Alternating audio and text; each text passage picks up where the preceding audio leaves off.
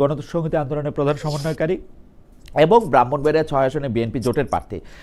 সাকিব ভাই, আপনাকে আমাদের অনুষ্ঠানে স্বাগত জানাই। আপনি ঢাকা শহরের একটা সাংঘাতিক যুদ্ধ করে, কারণ কিছুক্ষণ আগে আপনাদের সাথে আমার কথা হয়েছিল, সাকিব ভাই সাধারণত সবসময় অন টাইম থাকেন, আজকে উনি একটু দেরি করে আমাদের সাথে যুক্ত হয়েছেন। আমরা ডক্টর ফয়সালের সাথে কথা বলছিলাম ওই জোটের প্রকৃতি অনুযায়ী। আমরা ওনার কথা শেষ করে আপনার কাছে আসছি। সাকিব ভাই, আপনাকে শুভেচ্ছা, কৃতজ্ঞতা এবং ধন্যবাদ জানাই আপনি আমাদের সাথে যুক্ত হওয়ার জন্য। সাকিব ভাই, কি আমরা স্পষ্ট শুনতে পাচ্ছি? সাকিব ভাই একটু কথা বলবেন? শুনতে পাচ্ছেন আমাকে? হ্যাঁ হ্যাঁ, এবারে একদম একদম একদম স্পষ্ট, আপনি একদম পরিষ্কার আপনাকে শোনা যাচ্ছে। তো ডক্টর মোস্তাফিজুর রহমান ফয়সাল যেটা বলছিলেন যে আপনারা একটা জোট না, আপনারা একটা আসন সমঝোতার একটা নির্বাচন করছেন এবং সেইটার ক্ষেত্রে আসলে এটা উন্মুক্ত আছে, শেষ পর্যন্ত কে কখন কোথায় এসে এটা যুক্ত হইতে পারে, এবং সরকার গঠনটা আসলে কে করবেন সেইটা আসলে নির্বাচনের পরে এটা বোঝা যাবে। তো বিরোধী দল যদি আপনারা হন তাইলেও কি এই একই ব্যাপার হবে? আসলে বিরোধী দল যদি হই সেখানে তো সরকার গঠনের প্রশ্ন থাকবে না, আর সেখানে একজন বিরোধী দলের নেতা থাকতে হবে, একটা বিরোধী দলের নেতা থাকতে হবে, বিরোধী দলের নেতা থাকবে। সেখানে তো জোট কেন্দ্রিক কোনো আলোচনা প্রসঙ্গ আসলে থাকছে না। ওকে। যেহেতু প্রত্যেকটা দল আলাদা থাকবে এবং যার যার অবস্থান অনুযায়ী সেখানে সংসদে বিরোধী দলগুলো থাকবে। প্রধান বিরোধী দল হয়তো একটা হবে, যে সর্বোচ্চ তৃতীয় আসন পাবে সংখ্যার দিক থেকে। ও, সেই হিসাবে তো আপনার তিনি আসলে বিরোধী দল হবেন। হ্যাঁ, যেহেতু স্বাভাবিকভাবেই সেটাই আসে। ইন্টারেস্টিং। কিন্তু ডক্টর মোস্তাফিজুর রহমান ফয়সাল, আপনি হয়তো আমাদের মানে ইচ্ছা করলে বলতে পারেন পরে আমাদের আলোচনা প্রসঙ্গে যে এই ব্যাপারটা আপনাদের ঠিক মানে মনোভূত হচ্ছে কিনা, এটা মন থেকেই এইটা এরকম চাচ্ছেন কিনা, নাকি কোনো একটা পরিস্থিতি আপনাদেরকে বাধ্য করতেছে এই জায়গাটাতে আসতে, সেইটা আমরা পরে আপনার কাছ থেকে শুনবো না, আপনি যদি আলোচনা প্রসঙ্গে আমাদের বলেন আর কি। আমরা একটু জনাব জুনায়েদ সাকি আপনার কাছে যাই। সাকিব ভাই, আপনি ২০১৫ সালে উত্তর ঢাকা সিটি কর্পোরেশন নির্বাচনে মেয়র পদপ্রার্থী ছিলেন, সেই বিখ্যাত নির্বাচন যেখানে আমি সাবেক প্রধানমন্ত্রী শেখ হাসিনাকে জানতে চেয়েছিলাম যে আমরা ৩ দিন পরে নিরাপদ থাকবো কিনা, স্বাধীনভাবে ইলেকশন করতে পারবো কিনা, যেটাতে উনি আমাকে হাওয়েভার, কারণ সেই ইলেকশনটিতে আপনার আমার সবারই শঙ্কা ছিল যে সেই ইলেকশনটি আসলে কতটা মিডিয়ার উপরে চাপ থাকবে, কি থাকবে। ২০১৮ সালেও আমরা দেখেছি যে আপনি একাদশ জাতীয় নির্বাচনে আপনি ঢাকা ১২ থেকে অংশ নিয়েছেন, এবার প্রথম আপনি ঢাকার বাইরে যাচ্ছেন, সেটা ব্রাহ্মণবাড়িয়া ৬ আসন। এইটা কি আপনার চাওয়া বা চাওয়ার মধ্যে বা হিসাবের মধ্যে আপনার ছিল কিনা, নাকি জোটের হিসাব নিকাশের কারণে এটা আপনার করতে হলো? জোটের আসন বন্টন নিয়ে আপনারা সন্তুষ্ট কিনা? আপনার কাছে এরকম কখনো মনে হচ্ছে কিনা যে জোটের যে বড় শক্তি বিএনপি সব কিছু নিয়ন্ত্রণ করছে?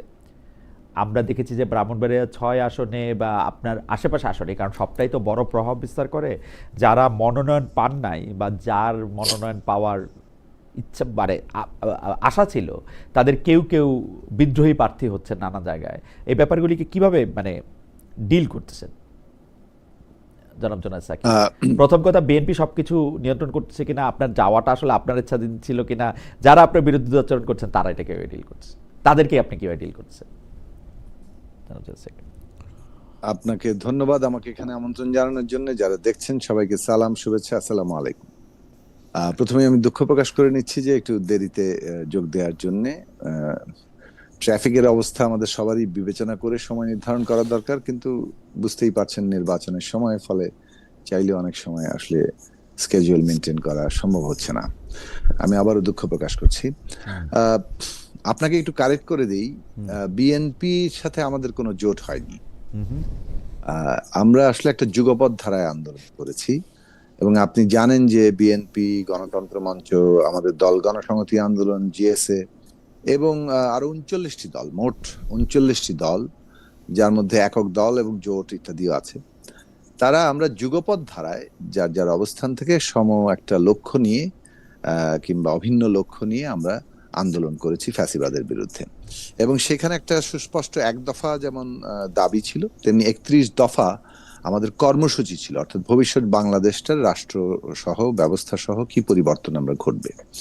তো সেইটা আমাদের কথা ছিল যে আমরা ফ্যাসিবাদী সরকারের পতন, তারপরে এই বিদ্যমান রাষ্ট্র ব্যবস্থার বদল এবং ৩১ দফার আলোকে রাষ্ট্র ব্যবস্থার গণতান্ত্রিক রূপান্তর, মেরামত, সংস্কার, অর্থাৎ নতুন একটা রাজনৈতিক বন্দোবস্ত আমরা তৈরি করব। বিভিন্ন জন বিভিন্ন ভাষায় কথাগুলো আমরা বলেছি। ফলে এখন যে এসে যে প্রক্রিয়াটা দাঁড়িয়েছে, সরকারের পতন ঘটেছে, আমরা সংস্কার, নির্বাচন, সংবিধান সংস্কার পরিষদ, সেখানে সংবিধানের সংস্কার করা এবং সেগুলোর বাস্তবায়ন পর্যন্ত আমাদের যে যুগপৎ ধারা, সেটাকে আমরা অব্যাহত রাখতে চেয়েছি এবং এটা অব্যাহত আছে। এবং সেটারই প্রতিফলন হচ্ছে যে বিএনপি সহ 39টি দল তারা বিভিন্নভাবে নির্বাচনের ক্ষেত্রেও এক ধরনের সমঝোতার জায়গা তৈরি হয়েছে। তবে এক্ষেত্রে এটা যে প্রশ্নটা আপনি করেছেন যে এখানে বিএনপি অনেক বেশি কর্তৃত্ব করছে কিনা, এটা নিঃসন্দেহে যে যুগপথে যারা একসাথে আমরা রাজনৈতিক দলগুলো করেছি, সবাই যে নির্বাচনী আসনে তাদের কাঙ্ক্ষিত জায়গায় প্রার্থিতা করতে পারছেন, মানে নিজেরা কাঙ্ক্ষিত আসনে প্রার্থিতা দিতে পারছেন, সেটা ঘটেনি। ফলে এটা নিয়ে বেশ অসন্তোষ, ক্ষোভ সবকিছুই আছে প্রত্যেক দলের মধ্যেই।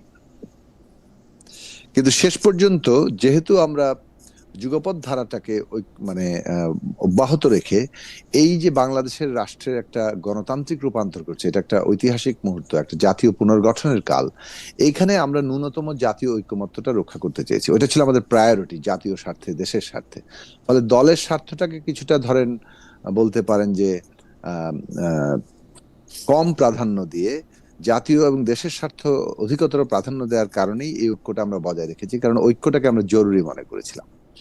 ফলে এই ক্ষেত্রে বিএনপির সাথে যে অসন্তোষ আছে অন্যান্য দলগুলোর, যুগপৎ মিত্রদের, এ ব্যাপারে কোনো সন্দেহ নেই। কিন্তু এর ক্ষেত্রে যে এখনো পর্যন্ত যুগপথের ঐক্যটা যে টিকে আছে, সেটার মূল ভিত্তি হচ্ছে জাতীয় স্বার্থকে প্রাধান্য দেওয়া। দ্বিতীয়ত হচ্ছে যে আমি ঢাকা 12তেই নির্বাচন করেছিলাম, কিন্তু বাঞ্ছারামপুরে যাওয়াটা সম্পূর্ণ আমার দল এবং আমার ব্যক্তিগত সিদ্ধান্ত, এবং সেইটাকে বলতে পারেন যে যুগপৎ মিত্ররা, বিশেষভাবে বিএনপি, সেটাকে সম্মান করেছে এবং তারা সেটাকে সমর্থন জানিয়েছেন যে ওইখানে আমরা প্রার্থিতা করব। এটা আমরা জোটের প্রার্থীও বললে ভুল হবে, এটা আমরা গণসংহতি আন্দোলনের প্রার্থী, আমরা মাথাল মার্কায় নির্বাচন করছি। বিএনপি সহ আমাদের যুগপৎ মিত্ররা এইটাকে, আমাদের প্রার্থীতাকে ওখানে সমর্থন করছে। ওকে, মানে এই হচ্ছে বিষয়। এবং আর তৃতীয় প্রশ্নটা আপনার ছিল যে তৃতীয় প্রশ্নটা মানে আপনি আসলে তিনটা প্রশ্নেরই একরকম জবাব দিয়েছেন। আমার প্রশ্ন ছিল হচ্ছে যে আপনি এবার ঢাকার বাইরে যাওয়াটা আপনার সিদ্ধান্ত কিনা, নাকি জোটের হিসাব নিকাশের কারণে গিয়েছেন? তা আপনি বলেছেন যে এটা আসলে জোট না, একদমই আমাদের, বরং জোট মানে আমাদের জোট মিত্ররা, জোট বলতে মানে যুগপৎ মিত্ররা আমাদেরকে বরং ঢাকা নির্বাচন করার জন্য, আচ্ছা, জোটের অনেকে পরামর্শ দিয়েছে। আমাদের প্রশ্ন ছিল জোটের বড় শক্তি বিএনপি সবকিছু নিয়ন্ত্রণ করতেছে কিনা। আপনি সেটাও পরিষ্কার বলছেন যে না, আসলে বিএনপি সবকিছু নিয়ন্ত্রণ করতেছে, ব্যাপারটা এরকম না। আমি প্রশ্ন করি, কিন্তু বিএনপির প্রাধান্য আছে এবং বিএনপির অনেক সিদ্ধান্ত নিয়ে অনেক যুগপৎ মিত্রদের মধ্যে অনেকের মধ্যেই অসন্তোষ আছে, কিন্তু জাতীয় স্বার্থকে প্রাধান্য দিয়ে এখনো যুগপৎ ধারাটা বজায় আছে। ওকে, আর ফাইনালি হচ্ছে যে আপনাকে যারা মানতে না পেরে যারা বিদ্রোহী প্রার্থী করেছিল, তাদেরকে আপনি কিভাবে ডিল করছেন? এইটা আমরা মনে করি যে ডিল করছি, মানে রাজনীতি তো একটা খুব সহজসাপটা ব্যাপার নয়। মানে ধরুন, এটা খুবই স্বাভাবিক যে 17 বছর ধরে বিএনপির নেতাকর্মীরা প্রত্যেক জায়গাতেই এবং বিশেষভাবে বাঞ্ছারামপুরেও তারা তো সেখানে লড়াই করেছেন। তার লড়াই করতে গিয়ে জেল, জুলুম, হুলিয়া, গুম, খুন, অত্যাচার, নানা ধরনের তারা অত্যাচারের মোকাবেলা করেছেন। ফলে স্বাভাবিকভাবে তাদের মধ্যে একটা আকাঙ্ক্ষা আছে এখানে দলীয় প্রার্থী হবে, ধানের শীষের মার্কা থাকবে। এখন যখনই মানে যুগপৎ মিত্রদের একটা মার্কা এখানে আসছে এবং বিএনপি তার দলীয় প্রার্থী রাখছে না, এটা স্বাভাবিকভাবে তাদের মধ্যে বেশ ক্ষোভের জন্ম দিচ্ছে। কেউ কষ্ট পাচ্ছেন এবং আমি ব্যক্তিগতভাবে এটার প্রতি অত্যন্ত মানে কি বলতে পারেন যে তাদের যে অনুভূতি, তার প্রতি আমার সম্মান আছে এবং আমি নিজেও এটা ফিল করছি। কখনো কখনো মনে হচ্ছে যে আসলে হয়তো ইলেকশনে এই ধরনের আন্ডারস্ট্যান্ডিং না থাকলেও হতো। তো কিন্তু বাস্তবতা, আমার বাড়ি বাঞ্ছারামপুর না হয়ে অন্য এক জায়গায় হলেও সেখানেও একই পরিস্থিতি তৈরি হতো। ফলে যে কয়েকটি আসনে বিএনপি আসন ছেড়েছে অথবা সমর্থন দিয়েছে অন্য দলের প্রার্থীকে, অন্য মার্কাকে, প্রত্যেকটি জায়গায় একই পরিস্থিতি আছে। এখন এইটাকে তো রাজনৈতিক ভাবে শেষ পর্যন্ত আমরা আলাপ আলোচনার মধ্য দিয়ে যাচ্ছি এবং আমি মনে করি, আমি আমার দলের পক্ষ থেকে বলতে পারি, আমরা বিশ্বাস করি যে বাঞ্ছারামপুরে আমরা যুগপৎ ধারার ঐক্যটাকে বজায় রাখতে পারবো এবং সেই ধরনের আলাপ আলোচনার মধ্য দিয়ে আমরা একটা জায়গায় প্রায় পৌঁছে গেছি, খুব শিগগিরই আমরা জানতে পারবো। সাকিব, আমি আপনাকে হয়তো প্রশ্নটা এরকম ভাবে করতে পারতাম যে আপনি যে রাজনীতি গত 40 বছর ধরে করে আসছেন, 30 বছর 40 বছর ধরে করে আসছেন, 30-35 যত টাফ প্রশ্ন সেটা করতে থাকেন। না, কোশ্চেনের টাফের জন্য না, মানে এই যে আপনি যেটাকে সমঝোতা বলতেছেন, না ফয়সাল ভাই যেটাকে সমঝোতা বলতেছে, আপনি যেটাকে বলতেছেন যে যুগপত আন্দোলনের সঙ্গী, তো সেইটা করতে গিয়া আপনার রাজনীতি কি সামনে আগাইলো না পিছনে গেল, সেইটাও আমরা একটু বুঝতে চাইবো। অর্থাৎ মানে আমি যদি প্রশ্নটা সহজভাবে করি, ধরা যাক যে বিএনপি সরকার গঠন করলো, আপনি সেই বিএনপি সরকার একজন মন্ত্রী হইলেন, পলিসি মেকারদের একজন হলেন, সেটা গণসংহতি আন্দোলন বলে আমরা যে অস্তিত্বটাকে এতদিন দেখে আসছি, সেটার জন্য ভালো হইলো কি খারাপ হইলো সেটা আমরা আপনার কাছে শুনবো। এই পর্যায়ে শুনতেছি না, আমরা আবার একটু আসতেছি আপনার কাছে, কারণ আমাদের আরও কিছু প্রশ্ন আছে। আপনার ভাষা, আপনি দোয়া করেন আপনাকে যাতে কিছু টাফ কোশ্চেন যাতে কিছু করতে পারি, কারণ আপনাকে টাফ কোশ্চেন করা কঠিন। এই এই ফয়সাল ভাইয়ের কাছে যাওয়ার আগে আমি আমাদের দর্শকদের কিছু মতামত পড়ে শোনাই। সেটা হচ্ছে আফজাল হারেস, তিনি বলতেছেন যে খালেদ ভাই আপনার চিন্তাভাবনার মতো করে অন্যদের কেন ভাবতে হবে বলেন তো ভাই? একদমই ভাবতে হবে না, কিন্তু আমার একটা প্রশ্ন আপনার কাছে, যদি আপনি থাকতেন আপনার কাছে করতো, আমার ভাবনা চিন্তাটা আসলে কি? আমি এখনো আমার ভাবনা চিন্তাটা বুঝতে পারি না, মানে আমি তো অত ভাবুক লোক না, আমার কোনো ভাবনাও নাই, চিন্তাও নাই। আমি চেষ্টা করি অন্য আরেকটা মানুষের ভাবনা চিন্তা বা জনগণের প্রশ্নগুলিকে সামনে আনতে, আমার ভাবনা চিন্তার মতো করে কাউরেই কোনো ভাবতে হবে না। আরেকজন দর্শক আমাকে এটা প্রশ্ন করছেন একদম স্পেসিফিকলি, এই প্রশ্নটা একটু জবাব দেই। এই প্রশ্নটা কেন হারাই ফেললাম, এই প্রশ্নটাকে আমি এতক্ষণ, অনেকগুলি প্রশ্ন আসে বলে আমি একদম মোবাইল টেলিফোনটার উপর একদম আঙ্গুলটা দিয়ে রাখছিলাম, আমার প্রশ্নটা মনে আছে কিন্তু যিনি করছেন তার নামটা মনে নাই। তিনি, আচ্ছা যাই হোক, আর এটাকে খুঁজে সমস্যা করতেছি না, কারণ অনেক দর্শক অনেক মন্তব্য করছেন। ব্যাপারটা হলো, প্রশ্নটা হলো, আজকে যদি জামায়াতে ইসলামী জনগণের ম্যান্ডেট নিয়ে ক্ষমতায় আসে তাহলে আপনি অ্যাকসেপ্ট করবেন কিনা, আমার কাছে এই প্রশ্ন ছিল। আমি তো শুধু অ্যাকসেপ্টই করব না, আমি অবশ্যই তাদের স্বাগত জানাবো, কারণ আমার কাছে জনগণের ম্যান্ডেটই শেষ কথা। জনগণের ভোট নিয়ে যারা বাংলাদেশে ক্ষমতায় আসবেন তাদেরকে স্বাগত জানানোটাই আমি মনে করি গণতন্ত্রের প্রাথমিক শর্ত হওয়া উচিত, এবং কোনো ক্ষেত্রে প্রধানতম শর্ত হওয়া উচিত। সাকিব ভাই তাত্ত্বিক মানুষ, উনি নিশ্চয়ই আরও ভালো করে বলতে পারবেন, কিন্তু জামায়াতে ইসলামী যদি জনগণের ম্যান্ডেট নিয়ে ক্ষমতা আসে, আমাকে তার স্বাগত জানাতে আমার কোনো অসুবিধা দেখি না। আমি একটু ডক্টর ফয়সাল আপনার কাছে একটু আসি। ডক্টর ফয়সাল, আপনাদের জোটে আমি যেই প্রশ্নটা আসলে সাকিবে আসার আগেই আপনাকে বলতেছিলাম যে 11টি দল, ইন্টারেস্টিংভাবে ডক্টর মোস্তাফিজুর রহমান ফয়সাল, যিনি খেলাফত মজলিসের যুগ্ম মহাসচিব, তিনিও এইটাকে আসলে জোট বলতে নারাজ। তিনি বলছেন নির্বাচনী আসন বন্টনের সমঝোতা যারা একসঙ্গে আন্দোলন করছেন তাদের মধ্যে। না, আমি নারাজ হব কেন? এটা তো সবাই মিলে এই সিদ্ধান্তটা হয়েছে যে আমরা কোনো জোট করিনি। আমরা যেটা করছি সেটা হলো, আমি সেই জন্য বলতেছি যে বলতে নারাজ, আমরা আসলে বলার সুবিধার্থে তাদেরকে জোট বলি, আপনাদেরকে জোট বলি, তাই না? আচ্ছা, তাই না? তো ধরেন এই ক্ষেত্রে তিনি এইটাও বলে ফেলছেন যে আপনারা কোনো যৌথ ইশতেহার দিচ্ছে না, তাই না? জি। তাইলে এইটা কি সম্ভব? মানে আপনি যদি একটু আমাদেরকে বলতেন যে এটা কি সম্ভব? ধরেন ব্রাহ্মণবাড়িয়াতে আপনি দাঁড়িয়েছেন সাকিবের প্রতিদ্বন্দ্বী হিসাবে, আপনি যেভাবে সরকার পরিচালনার কথা বলছেন তার সাথে একটা স্পষ্ট পার্থক্য দেখা যাচ্ছে যে এনসিপির যে প্রার্থী রংপুর থেকে দাঁড়িয়েছেন তাদের জন্য। তাহলে মানে বাংলাদেশের সব মানুষ তো বাংলাদেশেরই নাগরিক, তো ব্রাহ্মণবাড়িয়ার জন্য একরকম সরকার, রংপুরের জন্য একরকম সরকার, দিনাজপুরের জন্য বা ভোলার জন্য আরেক রকম সরকার, এটা কি আসলে প্র্যাকটিক্যালি পসিবল কিনা? না, কোশ্চেনটা ইন্টারেস্টিং নিঃসন্দেহে। জি। এবং বিষয়টা হচ্ছে আমাদের কিছু কমন জায়গা আছে। আচ্ছা, কমন জায়গাটা হচ্ছে আমরা দেশপ্রেম নিয়ে সবাই চিন্তা করি, কোন জিনিসটা দেশের মানুষের জন্য কল্যাণ হবে, দেশের মানুষের জন্য ভালো হবে, এবং এখানে ন্যায় বিচারের জন্য কোনটি যৌক্তিক হবে, দেশের অর্থনীতির উন্নয়নের জন্য কোনটি যৌক্তিক হবে। এবং কমন এই বিষয়গুলোতে আমাদের আসলে খুব বেশি দূরত্ব নেই। জনগণের কল্যাণের প্রশ্নে, দেশের কল্যাণের প্রশ্নে, এবং আমাদের পিসফুল পাওয়ার ট্রানজিশনের ক্ষেত্রে দেশের রাষ্ট্র সংস্কার বলি, সংবিধান সংস্কার বলি, যে বিষয়গুলো নিয়ে ইতিমধ্যে আলাপ আলোচনা হয়েছে, এবং আমরা দেখেছি যে এই বিষয়গুলোতে খুব বেশি মতপার্থক্য নেই। তো সেই কমন জায়গাগুলোকে বেস ধরেই কিন্তু আমরা মূলত সমঝোতাটা করেছি, এবং সেক্ষেত্রে এই উইন উইন সিচুয়েশনটা সামনে রেখেই যদি আমরা সরকার গঠন করি, এই বিষয়গুলো অবশ্যই বিবেচনায় আসবে। তো এখন সেখানে মনে করেন একটা ছোট হ্যাঁ, প্রশ্ন ছিল ফয়সাল ভাই।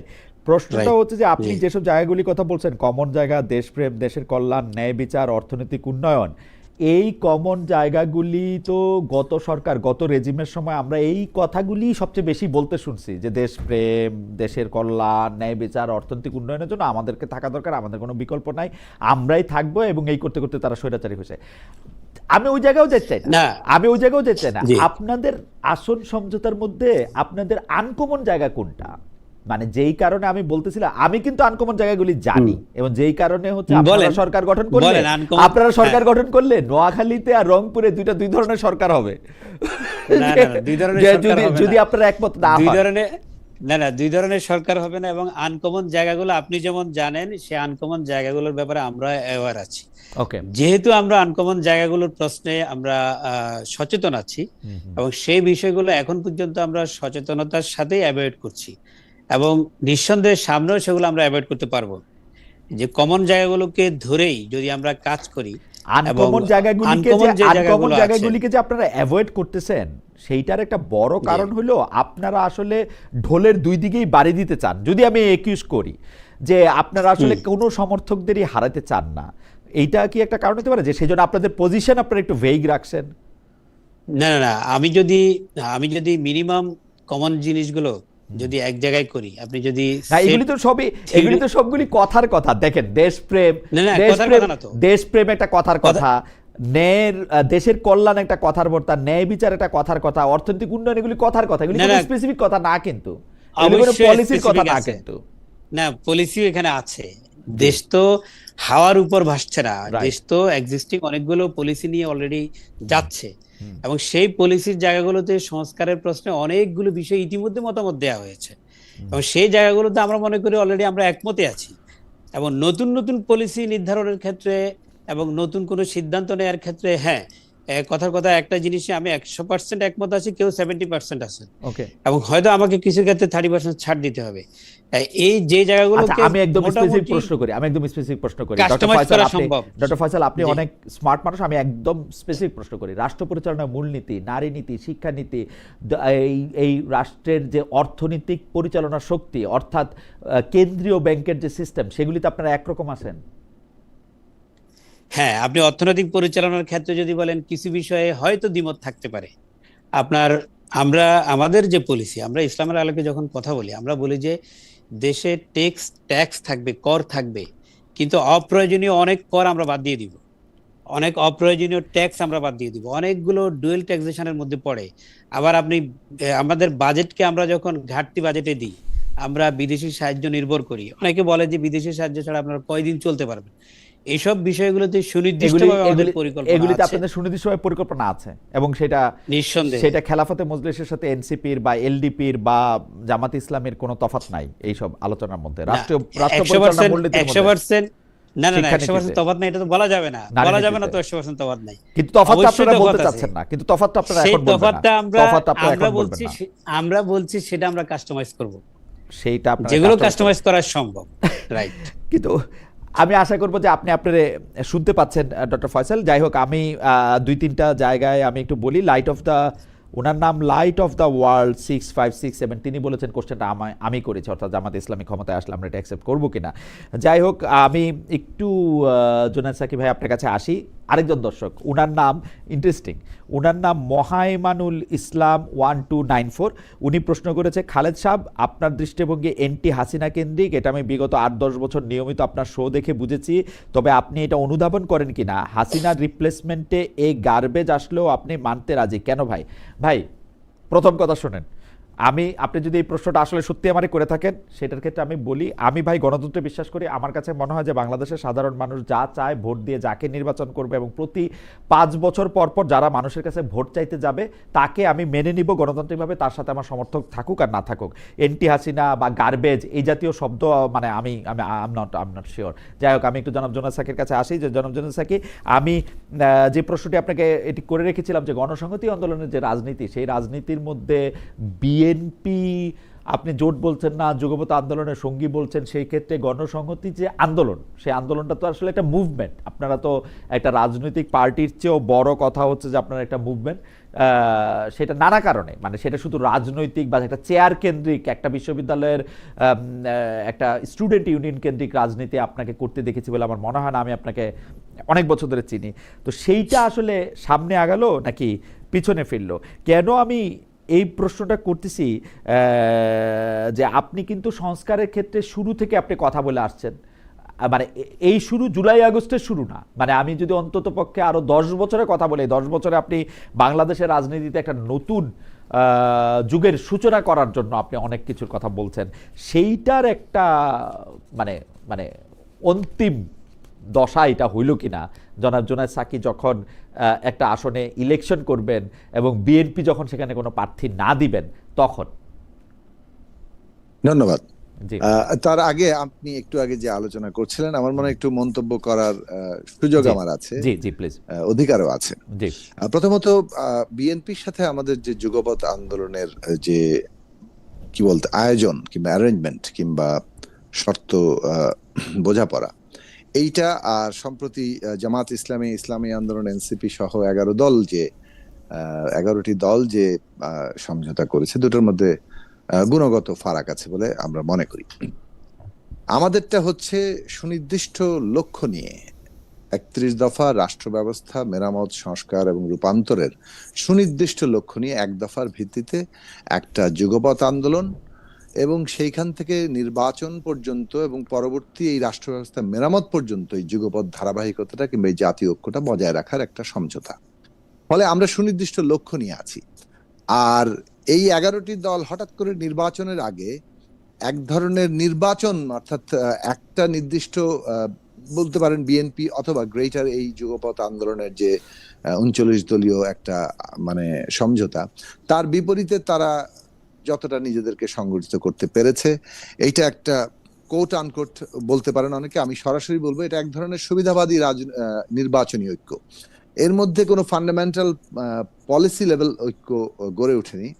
আর যদি গড়ে উঠে তাহলে তারা সেটাকে জোটও বলতে পারে, কারণ তারা তো একটা ওই ধরনের মানে ইয়ের মধ্যে যাচ্ছেন যে নির্বাচনী অ্যালায়েন্সের মধ্যে, কিন্তু নাম কি দিবেন সেটা তাদের নিজেদের ব্যাপার। কিন্তু এখন পর্যন্ত আমরা দেখতে পাচ্ছি যে এটা কেবলমাত্র একটা নির্বাচনী আসন সমঝোতার একটা ঐক্য, যেন আন্ডারলাইং ঐক্যটা আগেই আছে।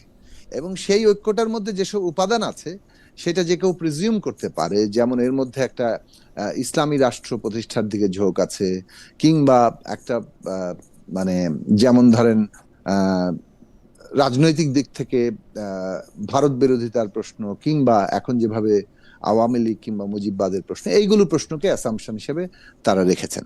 তো ফলে এইটার যে আসলে বাংলাদেশকে কি চেহারায় দেখাবে সেই জায়গাটা বিশেষভাবে আর্থসামাজিক দিক থেকে এখনো স্পষ্ট নয়। তো বিভিন্ন দলের বিভিন্ন রকম কর্মসূচি আছে, সেটা আমরা হয়তো দেখব।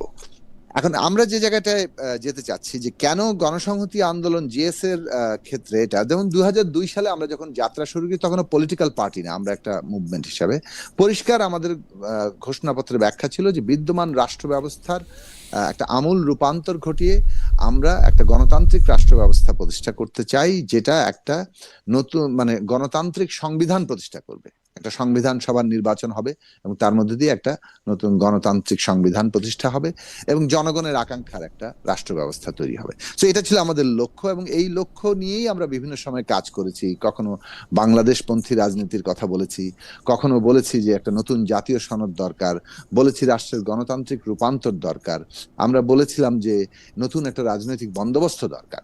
এখন এই যে বিভিন্ন সময়ে আমরা স্লোগানগুলো তোলা, এইটার মূল লক্ষ্যটা ছিল যে বিদ্যমান ব্যবস্থাটা দিয়ে হবে না, এবং এইটা এই পরিবর্তনটার আওয়াজটা প্রোগ্রাম্যাটিক্যালি শেষ পর্যন্ত আমরা যখন থেকে তুলে আসছি, 14 সালে আমরা তোলার চেষ্টা করেছি, তখন অতটা গুরুত্ব পায় নাই। 18 সালে যখন জাতীয় কনভেনশন তৈরি হয়েছে ডক্টর কামাল হোসেনের নেতৃত্বে, যেখানে বিএনপিও যোগ দিয়েছিল, সেখানে আমরা উত্থাপন করেছি নতুন জাতীয় সনদ দরকার, এই বন্দোবস্ত, এই কর্মসূচিগুলো দরকার, কিন্তু সেখানেও এটা গুরুত্বের সাথে অনুধাবিত হয়নি। কিন্তু 18 সালের নির্বাচনের পরে এমনকি বড় দলও বুঝতে পারছে বিদ্যমান ব্যবস্থাটিকে একটি নির্বাচন আর সম্ভব না। ফলে এই প্রোগ্রাম কিন্তু ওই একই দলগুলো দেখেন আবার একমত হয়েছে এবং তারা একটা রাষ্ট্র ব্যবস্থার সাংবিধানিক পরিবর্তন ঘটাতে হবে, ক্ষমতা কাঠামোর বদল ঘটাতে হবে, এইটাকে সেন্টার অফ প্রোগ্রাম করা, এই সেন্টার অফ অ্যাকশন এটাকে নিয়ে আসা, এই জায়গাটাতে এসেছে। সো পরিস্থিতি বাধ্য করেছে পুরো জনগোষ্ঠীকে এই দিকে যেতে। এবং অভ্যুত্থান, রক্তস্নাত অভ্যুত্থানে আমাদের ইভেন তরুণরা, আমাদের ছাত্ররা যারা এই আন্দোলনের সামনের সারিতে ছিল, তারাও কিন্তু এর অনেকগুলো স্লোগানকে ধারণ করেছে, নতুন বন্দোবস্তের কথা বলেছে। তার মানে হচ্ছে যে আমরা একটা জাতীয় মুহূর্তে এসেছি। এর সাথে তুলনীয় হতে পারে, যদিও আমি মনে করি যে 72 সালে আরো অনেক বড় ঘটনা ছিল। 1971 সালে যখন রাষ্ট্রপতন হয়েছে, 72 সালে ছিল একটা এই রাষ্ট্রটাকে পরিগঠন করা, সেটা একটা জাতীয় কর্তব্য। আমি 30 সেকেন্ড দেন। সেই যে পরিগঠনের কর্তব্যটা জাতীয়ভাবে করা দরকার ছিল, সেই সময় আমাদের রাজনৈতিক দলগুলো ওই জাতীয় কর্তব্য পালন করতে পারেন নাই। বড় দলও পারেন নাই, যারা নতুন বিদ্রোহ করেছেন তারা চেষ্টা করেছেন কতটা আমরা জানি না, হয়তো তারাও ফেল করেছেন। কিন্তু এখনো এই মুহূর্তে 24-এ এসে, 24-এর অভ্যুত্থানের পরে আমাদের সামনে কর্তব্য দাঁড়িয়েছে জাতীয় পুনর্গঠনের কর্তব্য, এবং সেইটাতে ন্যূনতম জাতীয় ঐক্যমত্য রক্ষা করা। মনে রাখবেন, এটা কিন্তু রুলস অফ দি গেম ঠিক করার প্রশ্ন। রুলস অফ দি গেম ঠিক করার প্রশ্নে আমরা বারবার বলেছি যে রাজনীতির নিয়মটা কি হবে সেটা আসেন ঠিক করি, সবাই মিলে ঠিক করি। আর আর্থসামাজিক যে পার্থক্য সেটা বিএনপির সাথে আমাদের আছে, তারপরেও 31 দফায় কিন্তু আর্থসামাজিক অনেকগুলো কর্মসূচি আছে। বিএনপি যদি সেগুলো পালন না করে, আমার কথাটা শেষ করতে দেয়, বিএনপি যদি সেটা পালন না করে, অনুসরণ না করে, বিএনপির সাথে আমাদের সম্পর্ক ছিন্ন হয়ে যেতে পারে। ফলে আমরা কিন্তু একটা পলিটিক্যাল জায়গা আছি। মনে রাখা দরকার যে আমরা খুদকুড়ো খাওয়ার জন্য রাজনীতিতে আসিনি এবং রাজনীতিতে আমরা যাব না। এইটা স্পষ্টত রাজনৈতিক ব্যাপার, জাতীয় কর্তব্যের প্রশ্ন। যারা পুরনো বন্দোবস্তের রাজনীতি করছে তারা মনে করে যে ও আচ্ছা অমুক দলের সাথে আমাদের যাওয়াটা মানে হচ্ছে ও তাহলে তো লেজুর হয়ে গেল। এগুলো সব পুরনো বন্দোবস্তের, কখন ঐক্য দরকার, কখন বিরোধ দরকার, এইটা উপলব্ধি না করে যে কোনো মূল্যে বিরোধ অথবা আত্মসমর্পণ, এটাই পুরনো বন্দোবস্ত। সাকিব ভাই, কেন আমি এটা বলতেছি, আপনি যে পরিক্রমাটার কথা বললেন, আন্দোলন থেকে শুরু করে যে পরিকল্পনার কথা বললেন, রাষ্ট্র সংস্কার, নতুন বন্দোবস্ত, নতুন রাজনীতি, কেন এরকম এটা করতে দিবে না, যতগুলি এইটা বললেন, এবং যেই কারণে আপনি বিএনপি সহ আরো 5টা দলকে আপনার সমমনা ভাবতেছেন, আপনার ওই সংজ্ঞায়নে তো জামায়াতে ইসলামীও কোয়ালিফাই করে। আপনি কিন্তু এখানে পিক এন্ড চুজ করতেছেন। আপনি জামাতে করে না, কেন করেন আপনি বলেন তো? আপনি যেগুলি বলছেন সেগুলি মধ্যে জামাতে ইসলামী জোট কেন করে না? না, যেগুলো বলবো আমি, আপনি একটু আমাকে একটু প্রিলুডটা একটু বলবেন যে আপনি যেগুলি বলছেন সেগুলির মধ্যে জামাত ইসলামী কোনটাতে কোয়ালিফাই করে না? জামাত ইসলামী কি ঐক্যবদ্ধ আন্দোলনের মধ্যে শামিল হয় নাই? জামাত ইসলামী কি নতুন রাষ্ট্র সংস্কারের কথা বলে নাই? জামাত ইসলামী কি বলে নাই যে আমাদের এখন এই সরকারের জবাবদিহি সুনিশ্চিত করার জন্য আমাদের এই এই এই এই প্যারামিটার করা দরকার, যেগুলি আপনার কথার অনেক সময় আমার কাছে একো মনে হয়েছে, সেগুলি কি তারা করে নাই? এই মুহূর্তেও আপনি যেগুলি বললেন, আমি কিন্তু করেছে, আবার কি করে নাই সেটা বলছি। আপনি 1 মিনিট একটু বলেন তো যে কি করে নাই, 1-2 মিনিট। তাহলে এটা বলতে হলে আমাকে 1 মিনিট হবে না। তাহলে কি আপনার কাছে আবার ফিরে আসবো? তাহলে কি আপনি তাহলে আপনি এই প্রশ্নে কথা বলতে চাই। হ্যাঁ, তাহলে আপনার এই যে আপনি মনে করলেন, কারণ বিএনপির সাথে তো আপনার কোনো আদর্শিক জোটও না, কেন আমি জামাত জোটে নাই, কেন বিএনপির সাথে নেগোসিয়েশন আছে, আমি পরিষ্কার করতে চাই। এক্স্যাক্টলি। আমি একটু ডক্টর মোস্তাফিজুর রহমান ফয়সাল আপনার কাছে আসতে চাই। ডক্টর মোস্তাফিজুর রহমান ফয়সাল, আমি যে বিষয়টি আপনাকে খেয়াল করতেছি সেইটি হচ্ছে যে এই এনসিপি নেতাদের মধ্যে থেকে যারা আসলে নির্বাচনের সমন্বয়ক যিনি আছেন, আমি জনাব আসিফ মোহাম্মদ সজীব ভুঁইয়া, তিনি অভিযোগ করেছেন যে এই সরকারের মধ্যে এই সরকারের মধ্যে থেকে আসলে যেটাকে বলা হচ্ছে লেভেল প্লেইং ফিল্ড, সেটা আমরা দেখতে পাচ্ছি না। এক ধরনের আশঙ্কা দেখতে পাচ্ছি আমরা এইটাও দেখতে পাচ্ছি যে এই আপনাদের জোটে আছেন একজন খেলাফত নেতা মাওলানা মামুনুল হক, তিনি আমাদের সাথে অনুষ্ঠানে বলেছিলেন যে জামায়াতের সঙ্গে ইসলামের মৌলিক বিষয়ে মিল আছে, কিন্তু আকীদাগত কিছু তফাৎ আছে রাষ্ট্র শাসন ব্যবস্থার ভিন্নমত নিয়ে। আমি দুটি প্রশ্ন যদি একসাথে করতে চাই, যে আপনাদের দলও আসলে এইটি মনে করে কিনা যে এই সরকারের সময় একটা সুষ্ঠু নির্বাচন করা আসলে সম্ভব না? 2 হচ্ছে, আচ্ছা আমি আর 2 হচ্ছে আপনার দলের সাথে যেহেতু নামটি আছে, সেই তো আপনারা রাষ্ট্র ব্যবস্থা বা পরিচালনায় আসলে আপনারা আলটিমেটলি একটি খেলাফত নির্ভর রাষ্ট্রই করতে চাইবেন কিনা? ধন্যবাদ। আমি আপনার এই প্রশ্নের জবাব দেওয়ার আগে জুনাইদ সাকিব ভাইয়ের একটা আপত্তিজনক কথার জবাব দিই। উনি আমাদের নির্বাচনী ঐক্যকে বলছেন যে এটা সুবিধাবাদী একটা বিষয়াদি। তো আসলে আমি শুরুতেই বলেছি এখানে আমাদের প্রত্যেকের নিজ নিজ স্বাতন্ত্র্য অবস্থা বজায় রেখে আমরা সমঝোতাটি করেছি। আমাদের প্রত্যেকের আলাদা আলাদা নির্বাচনী ইশতেহার আছে, যেটার কাজ চলছে। আর উনি বলেছেন যে ওনারা 31 দফার আলোকে কাজ করছেন। ওনাদের নিজেদের নির্বাচনী ইশতেহার আছে কিনা আমরা জানি না। যদি হয় তাহলে ওনার কথার মধ্যে বৈপরীত্য আছে, এবং সেই জায়গায় একটা দলের প্রধান হয়ে উনি আমাদেরকে এভাবে সুবিধাবাদী এই কথাটা উনি বলতে পারেন কিনা আমি জানি না, কিন্তু আমি কিন্তু আমি স্পষ্টভাবে এই কথার মধ্যে ফয়সাল ভাই, আমি এই কথার মধ্যে অসুবিধা দেখি হ্যাঁ। না এই কারণে, আপনি কি একটা অসুবিধাবাদী সংগঠনে যাবেন? না আপনার না সুবিধার জন্য এখানে তো আপনি আপনি যাবেন, এই সুবিধা তো ভালো কথা। না না মানে আপনি ঘটনা যদি হইতেছে যে শাব্দিক মানে না, এটা No, সাকিব ভাই কেন বলছে আপনি এটা আমি একটা- জানি না, কিন্তু আপনি- আমার কাছে আপনি মনে যদি হয় যে আমার শাব্দিক যেদিকে ব্যাখ্যা সুবিধা, করেন। আমার যেদিকে সুবিধা সেদিকে আমি যাব। না, এটা সাকিব সেটা- ভাইও সাকিব ভাই সেটা সুবিধার দিকেই যাবে। সেই সেই প্রশ্ন আমি সাকিব ভাইকেও সুবিধা, করছি যে আপনি কেন জি। বাংলা শব্দ সুবিধা আর সুবিধাবাদী দুইটা কিন্তু এখন এক অর্থ মিন করে না। সুবিধাবাদী শব্দটা এখন ওকে, নেগেটিভ অর্থ এটা মিন করে। আপনি এটা এটার নিশ্চয়ই সাকিব ভাই ব্যাখ্যা করবেন আর কি, সেটা নিশ্চয়ই জি, সাকিব ভাই তো ব্যাখ্যা করবেন। সেজন্য আমি যেটা বলছি যে ওনাদের নিজস্ব ইশতেহার আছে কিনা আমি জানি না। বিদ্যমান রাষ্ট্র ব্যবস্থার আমূল পরিবর্তন ঘটানোর কথা বলছেন, জনগণের আকাঙ্ক্ষার প্রতিফলন, গণতান্ত্রিক রূপান্তর, অনেকগুলো স্বপ্ন ওনাদের ছিল, কিন্তু সেগুলো সব বাদ রেখে এখন আপাতত ওনারা এই জোটটা করেছেন। যদি ইশতেহার না থাকে ধরা যায়, তো এটাকে আমরা আসলে কি বলবো? ওনারা তো আমরা জোটই আমরা করেন, বলছি ওনারা তো যে বলতেছে ওনারা জোটই করেন নাই। উনারা জোটই ব্যাপারটা করেন এরকম নাই, তাইলে- বলতেছে যে ব্রাহ্মণবাড়িয়া 6 আসনে গণসংহতি আন্দোলনের Right. প্রধান সমন্বয়কারী জুনায়েদ সাকিব আমি তো মাথাল সেটা মাথায় মানলাম। নির্বাচন করবে, আর আমি ওই সেটা জায়গায় মানলাম। বিএনপি নির্বাচন করবে না। ব্যাপারটা হচ্ছে আমি এরকম। সেটা মানলাম, উনি ওনার সুবিধা অনুযায়ী সেটা করুক, সেটা সমস্যা নাই, কিন্তু হ্যাঁ। সেটাকে আমি সুবিধাবাদী বলছি না। কিন্তু আমাদের নিজস্ব প্রত্যেকের নিজস্ব অবস্থান বজায় রেখেই আমরা নির্বাচনী ঐক্যটা করেছি। এটা সম্ভব না ভাই। সুতরাং এটা আমাদের সম্ভব একটা- না, নিজস্ব না, অবস্থান বজায় রেখে এটা- নির্বাচনী ঐক্য করা সম্ভব না। এটা সোনার পাথর বাকি। অবশ্যই সম্ভব, না অবশ্যই সম্ভব, অবশ্যই ভাই, সম্ভব। আপনি এই আমার অর্থে চেয়ে অনেক জ্ঞানী মানুষ, আপনি সবচেয়ে ভালো জানেন যেটা সম্ভব না।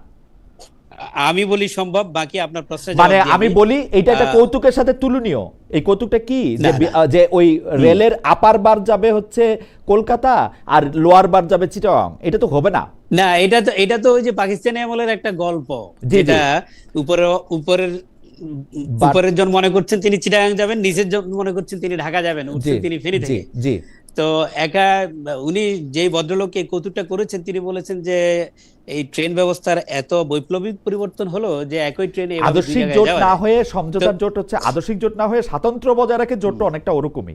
আপনি যাবেন, না, আপনার আমি বলি সরাসরি বলি হচ্ছে- ডক্টর ফয়সাল, আপনার আমি সরাসরি বলি, আপনি খেলাফত করবেন, দিক থেকে আপনি বলেন। খেলাফত করবেন, জামাত ইসলামী কখনো খেলাফত করবে না। Right. আপনারা দুজন এক জায়গায় কেমনে যাবে? না না, এক জায়গায় কিভাবে যাবে সেটা বলি। আমি তো এখন এককভাবে ক্ষমতায় যাচ্ছি না। যেহেতু আমি এককভাবে ক্ষমতায় যাচ্ছি না, সেহেতু আমি বলছি যে যে কমন জায়গাগুলো আছে সেই জায়গাগুলো রেখেই দেশ পরিচালনা হবে। আমি যদি এককভাবে ক্ষমতায় যাই তখন তো আমি বলবো যে এমন একটি কল্যাণ রাষ্ট্রের কথা যেটা নবুয়তের আদলে প্রতিষ্ঠা হয়েছিল, যেটাকে আধুনিক রাজনৈতিক ভাষা আপনি যেভাবে বলেন, ইসলামের রাজনৈতিক পরিভাষা সেটাকে খেলাফত বলে। সেটা নিশ্চয়ই ওই খেলাফত না যেটা আমরা বিভিন্ন সময় আইএস এর মাধ্যমে দেখেছি, যেটাকে মানে কতক্ষণ পর্যন্ত সিমিলারাইজ সেই করে যেভাবে খেলাফতটা বলা হয়। কতক্ষণ পর্যন্ত? প্রথম 4 জন খোলাফায়ে রাশিদিন, না তারপরও কোন পর্যন্ত মেইন ওই খেলাফতটা? স্ট্যান্ডার্ডটা হচ্ছে খোলাফায়ে রাশিদিন। তা আপনারা স্ট্যান্ডার্ড খোলাফায়ে রাশিদিনের ওটাই। অনুযায়ী রাষ্ট্র পরিচালনা করতে চান? সেটার আদলে সেটা হবে স্ট্যান্ডার্ড, সেটাকে ওকে, বজায় খোলাফায়ে রেখে আপনি রাশিদিনের মধ্যে নিঃসন্দেহে এখন খোলাফায়ে রাশিদিনের 4 জন 4 রকম ভাবে রাষ্ট্র পরিচালনা করেছেন। আমি এটা নিয়ে আপনার সাথে আলাদা তর্ক হতে পারে। করতে পারি। এর মধ্যে আপনারা অবশ্যই কাকে তর্ক অনুসরণ করতে করতে পারবো চান? আমরা। আমরা না, কাকে না, অনুসরণ এখানে- করতে চান? এখানে একক কোনো, আমি যেটা বলি এটা যদিও অনেক বড় একটা একাডেমিক বিতর্কের বিষয়, কিভাবে আপনার পাওয়ার ট্রানজিশন হবে, যেটা মনে করেন যে আমাদের যে এই সাধারণ যে বিধিবিধান, এই কিছু কিছু বিষয় যেটা আরবের জন্য যেটা প্রযোজ্য সেটা বাংলাদেশের জন্য প্রযোজ্য না। কিছু কমন জিনিস আছে সেগুলো সব জায়গায় সমান। না, আপনি কিন্তু নামাজের কোরআন- কথা যদি কিন্তু- বলেন, কিন্তু 5 কোরআন ওয়াক্ত সব নামাজ জায়গায়- সব জায়গায় কিন্তু- সমান। কিন্তু কোরআন সব জায়গার জন্য প্রযোজ্য। কোরআনও সব জায়গায় সমান। সব জায়গায় কোরআন প্রযোজ্য। সব জায়গার জন্য সমান। আরবের জন্য কিন্তু প্রযোজ্য এমন না, আমাদের একটা- জন্য প্রযোজ্য না, এটা আবার কোনটা? না না, কোনটা আমি বলি, মনে করেন যে উদাহরণ দেওয়া হয়, কিছু কিছু বিধান আছে, নির্দিষ্ট বিধান, এটা ফিক্সড 5টা, কিন্তু এর বাইরে যত ধরনের বিধান আছে, সেটা বিচার ফয়সালার ক্ষেত্রে হোক, অপরাপর বিষয়াদি হোক, এটা হচ্ছে লোকাল দেশের আবহাওয়া, জলবায়ু সবকিছু সেখানে বিবেচনা করা হয়। ডক্টর ফয়সাল, আপনি এবং খুব ভালো সেখানে- করে জানেন যে জি। বিধিবিধানের ক্ষেত্রে ফিক্সড পাঁচটা যে আপনি বলতেছেন, সেই ফিক্সড পাঁচটা বলে কোনো জিনিস আসলে এক্সিস্ট করে না। সেই ফিক্সড পাঁচটাও Correct. অনেক কিছুর উপর ডিপেন্ড করে না। আপনি আপনি নিঃসন্দেহে। আপনি আপনি ঠিক আছে। আপনি আল আজহারে আর মদিনা বিশ্ববিদ্যালয়ে একসাথে করতে পারবেন না, অনেক না, বিষয়তেও আল আজহারকে করতে পারবো না, কিন্তু আল আজহারে একসাথে 4টা মাযহাব একসাথে পড়ানো হয় আল আজহার। হ্যাঁ পড়ানো হয়, চারটা- কিন্তু কিন্তু ও হ্যাঁ, কোনভাবে পরিচালিত হবে সেটা দিয়ে আপনি মদিনা বা মক্কার সুরারে একসাথে করতে পারবেন না আপনি। না, আপনি সেক্ষেত্রে আপনি যেটাই ফলো করবেন পূর্ণাঙ্গ ফলো করতে হবে আপনাকে। আপনি যেই স্কুল অফ থট ফলো করবেন সেটা আপনাকে পূর্ণাঙ্গ ফলো করতে হবে। আচ্ছা, সেটা আমরা তো অন্য বিষয়, সেটাতে আমি যাচ্ছি না। আপনি যে প্রশ্নগুলো করছিলেন, একটা প্রশ্নের জবাব মনে হয় ইতিমধ্যে হয়ে গেছে। একটা প্রশ্ন দ্বিতীয় জবাব দেওয়া হচ্ছে, যেটা দ্বিতীয় হচ্ছে যে আপনি সরকার হ্যাঁ। আসলে ঠিকমতো ইলেকশনটা করবে কিনা বা ইলেকশনটা করার ক্ষেত্রে করবে কিনা, সরকারের- হ্যাঁ। আসলে দেখেন যে অতীতে প্রশাসন যেভাবে ইচ্ছামতো দেশের নির্বাচন ব্যবস্থাকে প্রভাবিত করেছিল, দেশের মানুষ যেভাবে ভোট দিতে পারে নাই, এবং যে অবস্থা মানুষের মধ্যে যে এরকম কঠিন অবস্থা তৈরি হয়েছিল, সে অবস্থার পরিবর্তন 24-এর অভ্যুত্থানের পর মানুষের মধ্যে সে আশাবাদ জাগ্রত হয়েছিল, এবং মানুষ স্বাভাবিকভাবে আশাবাদী হয়ে অনেক বেশি আশা করে ফেলেছিল। এখন বর্তমান সময়ে এসে আমরা সাম্প্রতিক কিছু আচরণের কারণে জনগণের মধ্যে কিছু সন্দেহ তৈরি হয়েছে।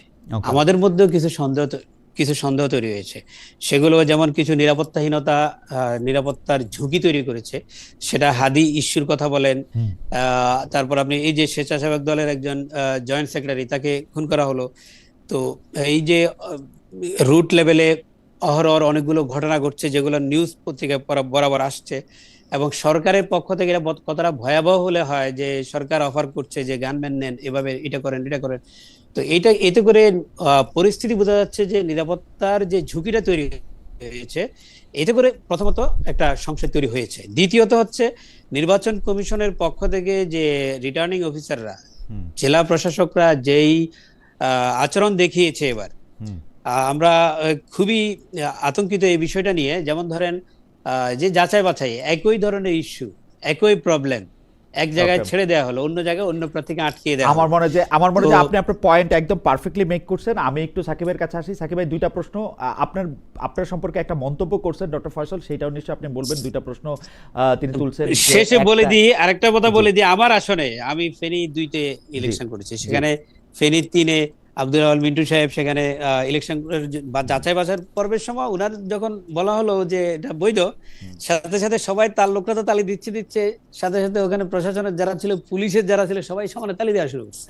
এই ঘটনা এক জায়গায় না, আরো কয়েক জায়গায় কিন্তু না, ঘটেছে। পুলিশের সবাই তো তালে, আমি এটা দেখছি ভাইয়া। মানে ঘটনা হইতেছে যে জি, এই জি, পুলিশের বলেন। একজন সদস্য, তাও তাকে খুব তরুণ সদস্য মনে হয়, তিনি পেছনে দাঁড়াইছিলেন, মানে তিনি তালি দিয়া ফেলছেন, সেইটাতে বোঝা গেল পুরা পুলিশ প্রশাসন তার পক্ষে। এটা আমি মানতে রাজি না। আচ্ছা, এইটা আমি একটা মানতে উদাহরণ রাজি না। হিসেবে এটা বলছি আমার কাছে আমি। মনে হয় যে এটা আচ্ছা, মানতে রাজি না, এবং তিনি খুবই মানে এরকম কোনো সিগনিফিকেন্ট পুলিশ অফিসারও না। এখন মানে নানা জায়গা থেকে নানা কিছু ব্যাখ্যা করলে এখন হয়তো এরকম হইতে পারতো, আপনি যেরকম একটা ভালো লোক, এরকম হইতে পারতো যে অন্য আপনার প্রতিদ্বন্দ্বীর কোনো ক্ষেত্র আপনি একটু খুশি হইলেন। এখন আমি এটা টেলিভিশনে দেখাইলাম যে উনি তো তার প্রতিদ্বন্দ্বীর ইয়াতে খুশি হয়ে যায়। মানে আমি বলতেছি না, যে সেটা এটা তো খুবই আলাদা। আপনার একটা কাটুয়ার। প্রতিদ্বন্দ্বী আবার আপনার বন্ধু হতে পারে। রাইট, সেটা তো অন্য বিষয়। খুবই কাটুয়ার। মানে উনি হাততালি দিচ্ছে, যাই হোক, তবুও মানে পুলিশদের মধ্যে অতি উৎসাহ তো দেখা যাচ্ছেই। এটা সাকিব ভাই মানে নিশ্চয়ই একটু এটা বলবেন। কথার কথা আমি সিম্পটম হিসেবে বললাম, আরো তো Right. অনেকগুলো ঘটনা রাইট আছে। রাইট সাকিব ভাই এগুলি জবাব দিবেন যে প্রশ্নের ক্ষেত্রে একই রকম কারণে প্রশ্ন দুই রকম না, আমি আচরণ শুরুতে করতেছে এটা কিনা। করি। আমার যে সওয়াল সাকিব ভাই দুই তিনটা জিনিস একটু আপনাকে এই প্রস্তাবনাটা করে নিতে হবে। আপনার কাছে তো সবগুলি আছে, আমি খালি যে দর্শকদের মধ্যে একজন, ওনার নাম অল স্টার বিডি 24, তিনি বলছেন যে খালেদ ভাইকে একজন দেশপ্রেমিক হিসাবে ভালোবেসেছিলাম, বাট 5 তারিখের পর থেকে ধীরে ধীরে বুঝতে পারলাম আপনি সেই ইন্ডিয়ান মাল। Thank you so much. আমি দর্শকদের কাছে আরেকটি প্রশ্ন করেছিলাম যে মানে আমাদের জরিপের জন্য একটি প্রশ্ন করেছিলাম যে সরকার একটি দলের দিকে ঝুঁকে পড়েছে, এতে পাতানো নির্বাচনের আশঙ্কা তৈরি হচ্ছে, মন্তব্য করেছিলেন জামাত ইসলামী নায়েবে আমির সৈয়দ আব্দুল্লাহ মোহাম্মদ তাহের। এই অভিযোগ সঠিক করে বলে মনে করেন কিনা দর্শকেরা? শতকরা 78% মনে করেন যে এই কথা সঠিক, শতকরা 22% মনে করেন যে এটি সঠিক না। 44,000 দর্শক এখানে ভোট দিয়েছেন। আর আরেকটু খালি বলে নেই, উনি হচ্ছেন আওয়ান্দি, তিনি বলছেন যে খালেদ ভাই, তিনি বলেছিলেন যদি ওনারা এককভাবে ক্ষমতায় যান তাহলে খেলাফতের 80 দিনের আমলে রাষ্ট্র পরিচালনা করবেন। আপনি তো কথাগুলি পেঁচাচ্ছেন, আমার কিছু বলার নাই। আবার পড়েন, আমি আবার বলবো যে আবার পড়েন। যে ডক্টর ফয়সালের সাক্ষী রেখা বলতেছে ইসলামের ইতিহাসে আবার পড়েন ভাই, তাহলে একটু সুবিধা হবে। জনাব জুনায়েদ সাকি, আপনার কাছে আমি আসি, অনেকগুলি প্রশ্ন আছে। প্রথমে আমি আমার ডক্টর ফয়সাল আমার সহালোচক যে কথাটি শেষে তুললেন প্রশাসনের যে প্রসঙ্গ, আমি খুবই মানে যাকে বলে যে একই সুরে শক্তভাবেই বলবো যে প্রশাসনকে তার নিরপেক্ষতা এবং তার কর্তব্য পালনের পরীক্ষা দিতে হবে, এবং এই সরকার যদি এটাতে ব্যর্থ হয় তাহলে তারা আসলে সরাসরি আমাদের এই রক্তস্নাত অভ্যুত্থানের আকাঙ্ক্ষার সাথে বলতে পারেন বিশ্বাসঘাতকতা করবে। কাজেই আমাদের প্রধান এই যে এতটা লড়াইয়ের মূল জায়গা কিন্তু হচ্ছে যে ভোট কেন্দ্রিক যে রাজনৈতিক সংকট, এটা যাতে বাংলাদেশে না থাকে। ফলে একটা সুষ্ঠু নির্বাচন এটা যে কত প্রয়োজনীয় সেইটা আমাদের বোঝা দরকার। এবং রাষ্ট্র এই গভর্নমেন্টের প্রধান সমালোচনার জায়গা হচ্ছে যে তারা এই যে পুরো রাষ্ট্রের প্রতিষ্ঠানগুলো, বিশেষত প্রশাসন, পুলিশ এবং অন্যান্য সংস্থা যারা ইলেকশনের সাথে খুব যুক্ত, তাদেরকে যে এফেক্টিভ কার্যকর করে তোলা, এবং তারা যদি চান যে একটা সুষ্ঠু নির্বাচন সেটাকে যে তারা বাস্তবায়ন করবে, সেই জায়গায় পৌঁছাতে পারছেন না। আমরা লটারির মাধ্যমে দেখছি, তারপরেও কোথায় কোথায় এই রকম অভিযোগগুলো উঠছে। এবং বিএনপির মোটেই উচিত হবে না যে এই জিনিসটা ডিফেন্ড করা, কেননা এটা মনে রাখা দরকার যে এই নির্বাচন প্রশ্নবিদ্ধ হলে এবং বিএনপি যদি মানে জয়লাভ করে তাহলে এই পুরো অনার্সটা তাদের ঘাড়েই যাবে। সুতরাং সব দিক থেকেই, এবং সেটা আমাদের কারোর জন্যই ভালো হবে না। মানে হয়তো রাজনৈতিকভাবে বিবাদমান আপনি একটা আপেক্ষিকভাবে জয়লাভ করতে পারেন, যে আপনি হয়তো সরকারের উপর প্রথম থেকে একটা চাপ সৃষ্টি করতে পারেন, কিন্তু জাতীয়ভাবে এটা মনে রাখা দরকার যে আমরা এত বড় অভ্যুত্থানের পরও একটা সুষ্ঠু নির্বাচন করতে পারি না, এইটা আমাদের জন্য মোটেই কোনো গৌরবের ব্যাপার হবে না। ফলে আমি ওনার সাথে একমত যে এখন থেকেই গভর্নমেন্টের উচিত যে কোনো সিমটমকেও গুরুত্বের সাথে নেওয়া, কারণ সিমটমই কিন্তু মূল রোগের কে প্রকাশ করে নানাভাবে।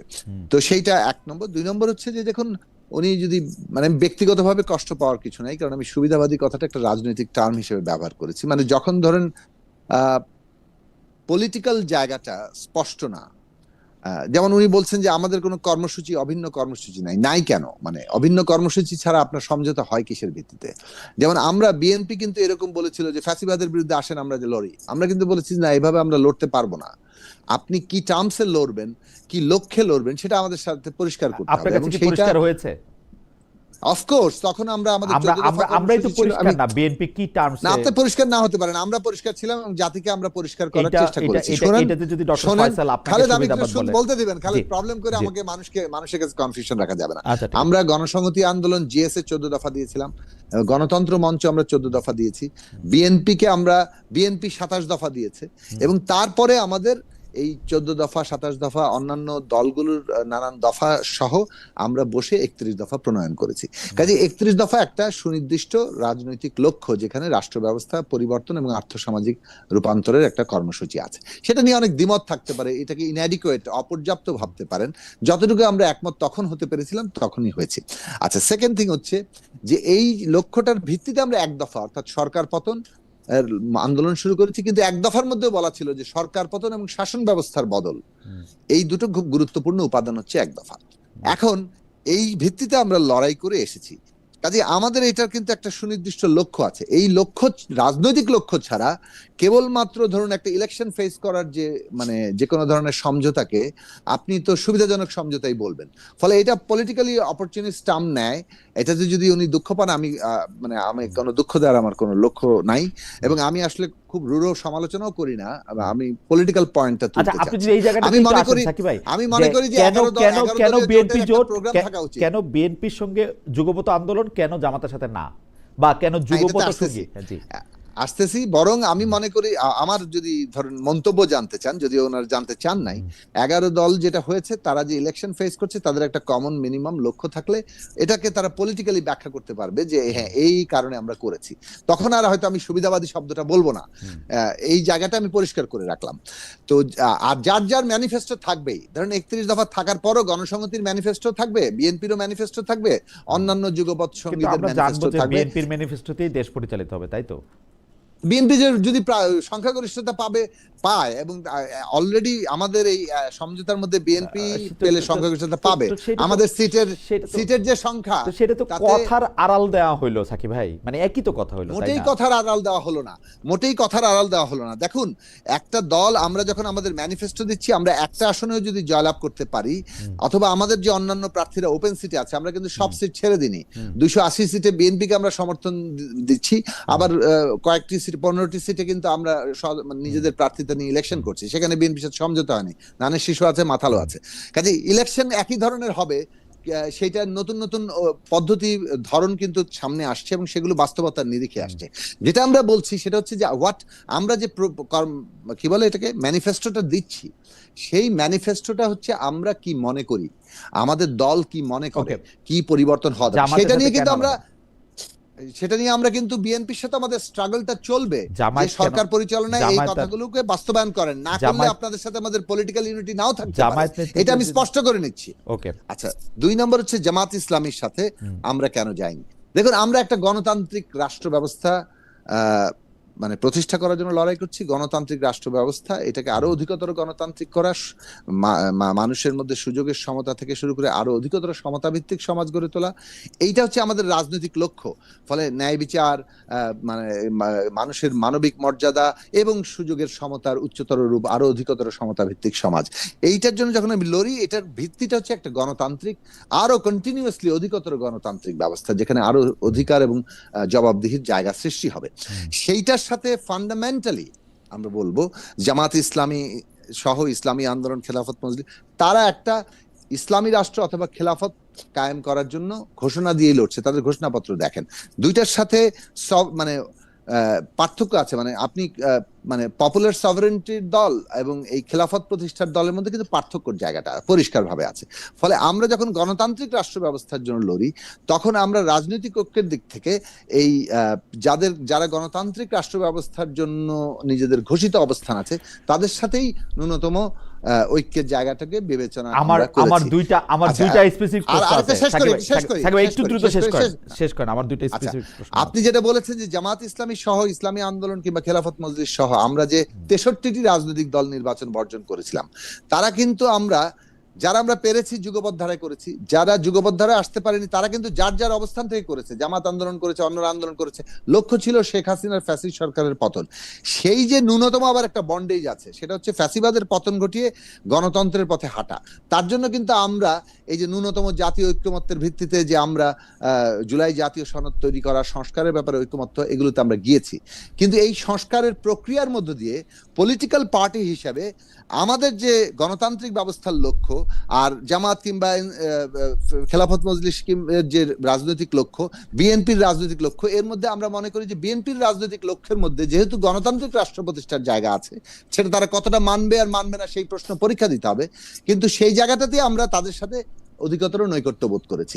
এই জায়গাতে কিন্তু ব্রডার ক্ষেত্রে ন্যূনতম জাতীয় ঐক্যমত্যের কথা গণসংহতি বারবার বলে যাচ্ছে যে এই উত্তরণ পর্বে এমনকি জামাত সহ পুরো আমরা যারা ফ্যাসিবাদ বিরোধী লড়াই করেছি, আমরা যারা এই জুলাই সনদ তৈরির ওই কি বলে প্রক্রিয়ার মধ্যে ছি, আমাদের প্রত্যেকের একটা ন্যূনতম ঐক্যমত্য বজায় রাখা দরকার রুলস অফ দ্য গেম ঠিক করার ক্ষেত্রে। রুলস অফ দ্য গেম ঠিক করার ক্ষেত্রে আপনি যে প্রসঙ্গগুলি তুলেছেন, সেই প্রসঙ্গগুলি নিয়ে আপনার সাথে আমার একটা প্রশ্ন আছে, সেই প্রশ্নটা আমি একটু করে রাখতে চাই। তার আগে তন্ময় AST5691 তিনি বলেছেন যে নেগেটিভ কমেন্ট করার জন্য উপস্থাপক সবচেয়ে বেশি দায়ী, কারণ তিনি সবসময় শুধু নেগেটিভ কমেন্টগুলি পড়েন। হ্যাঁ, আমি নেগেটিভ কমেন্ট যারা করেন তাদের সাথে এঙ্গেজ হতে চাই।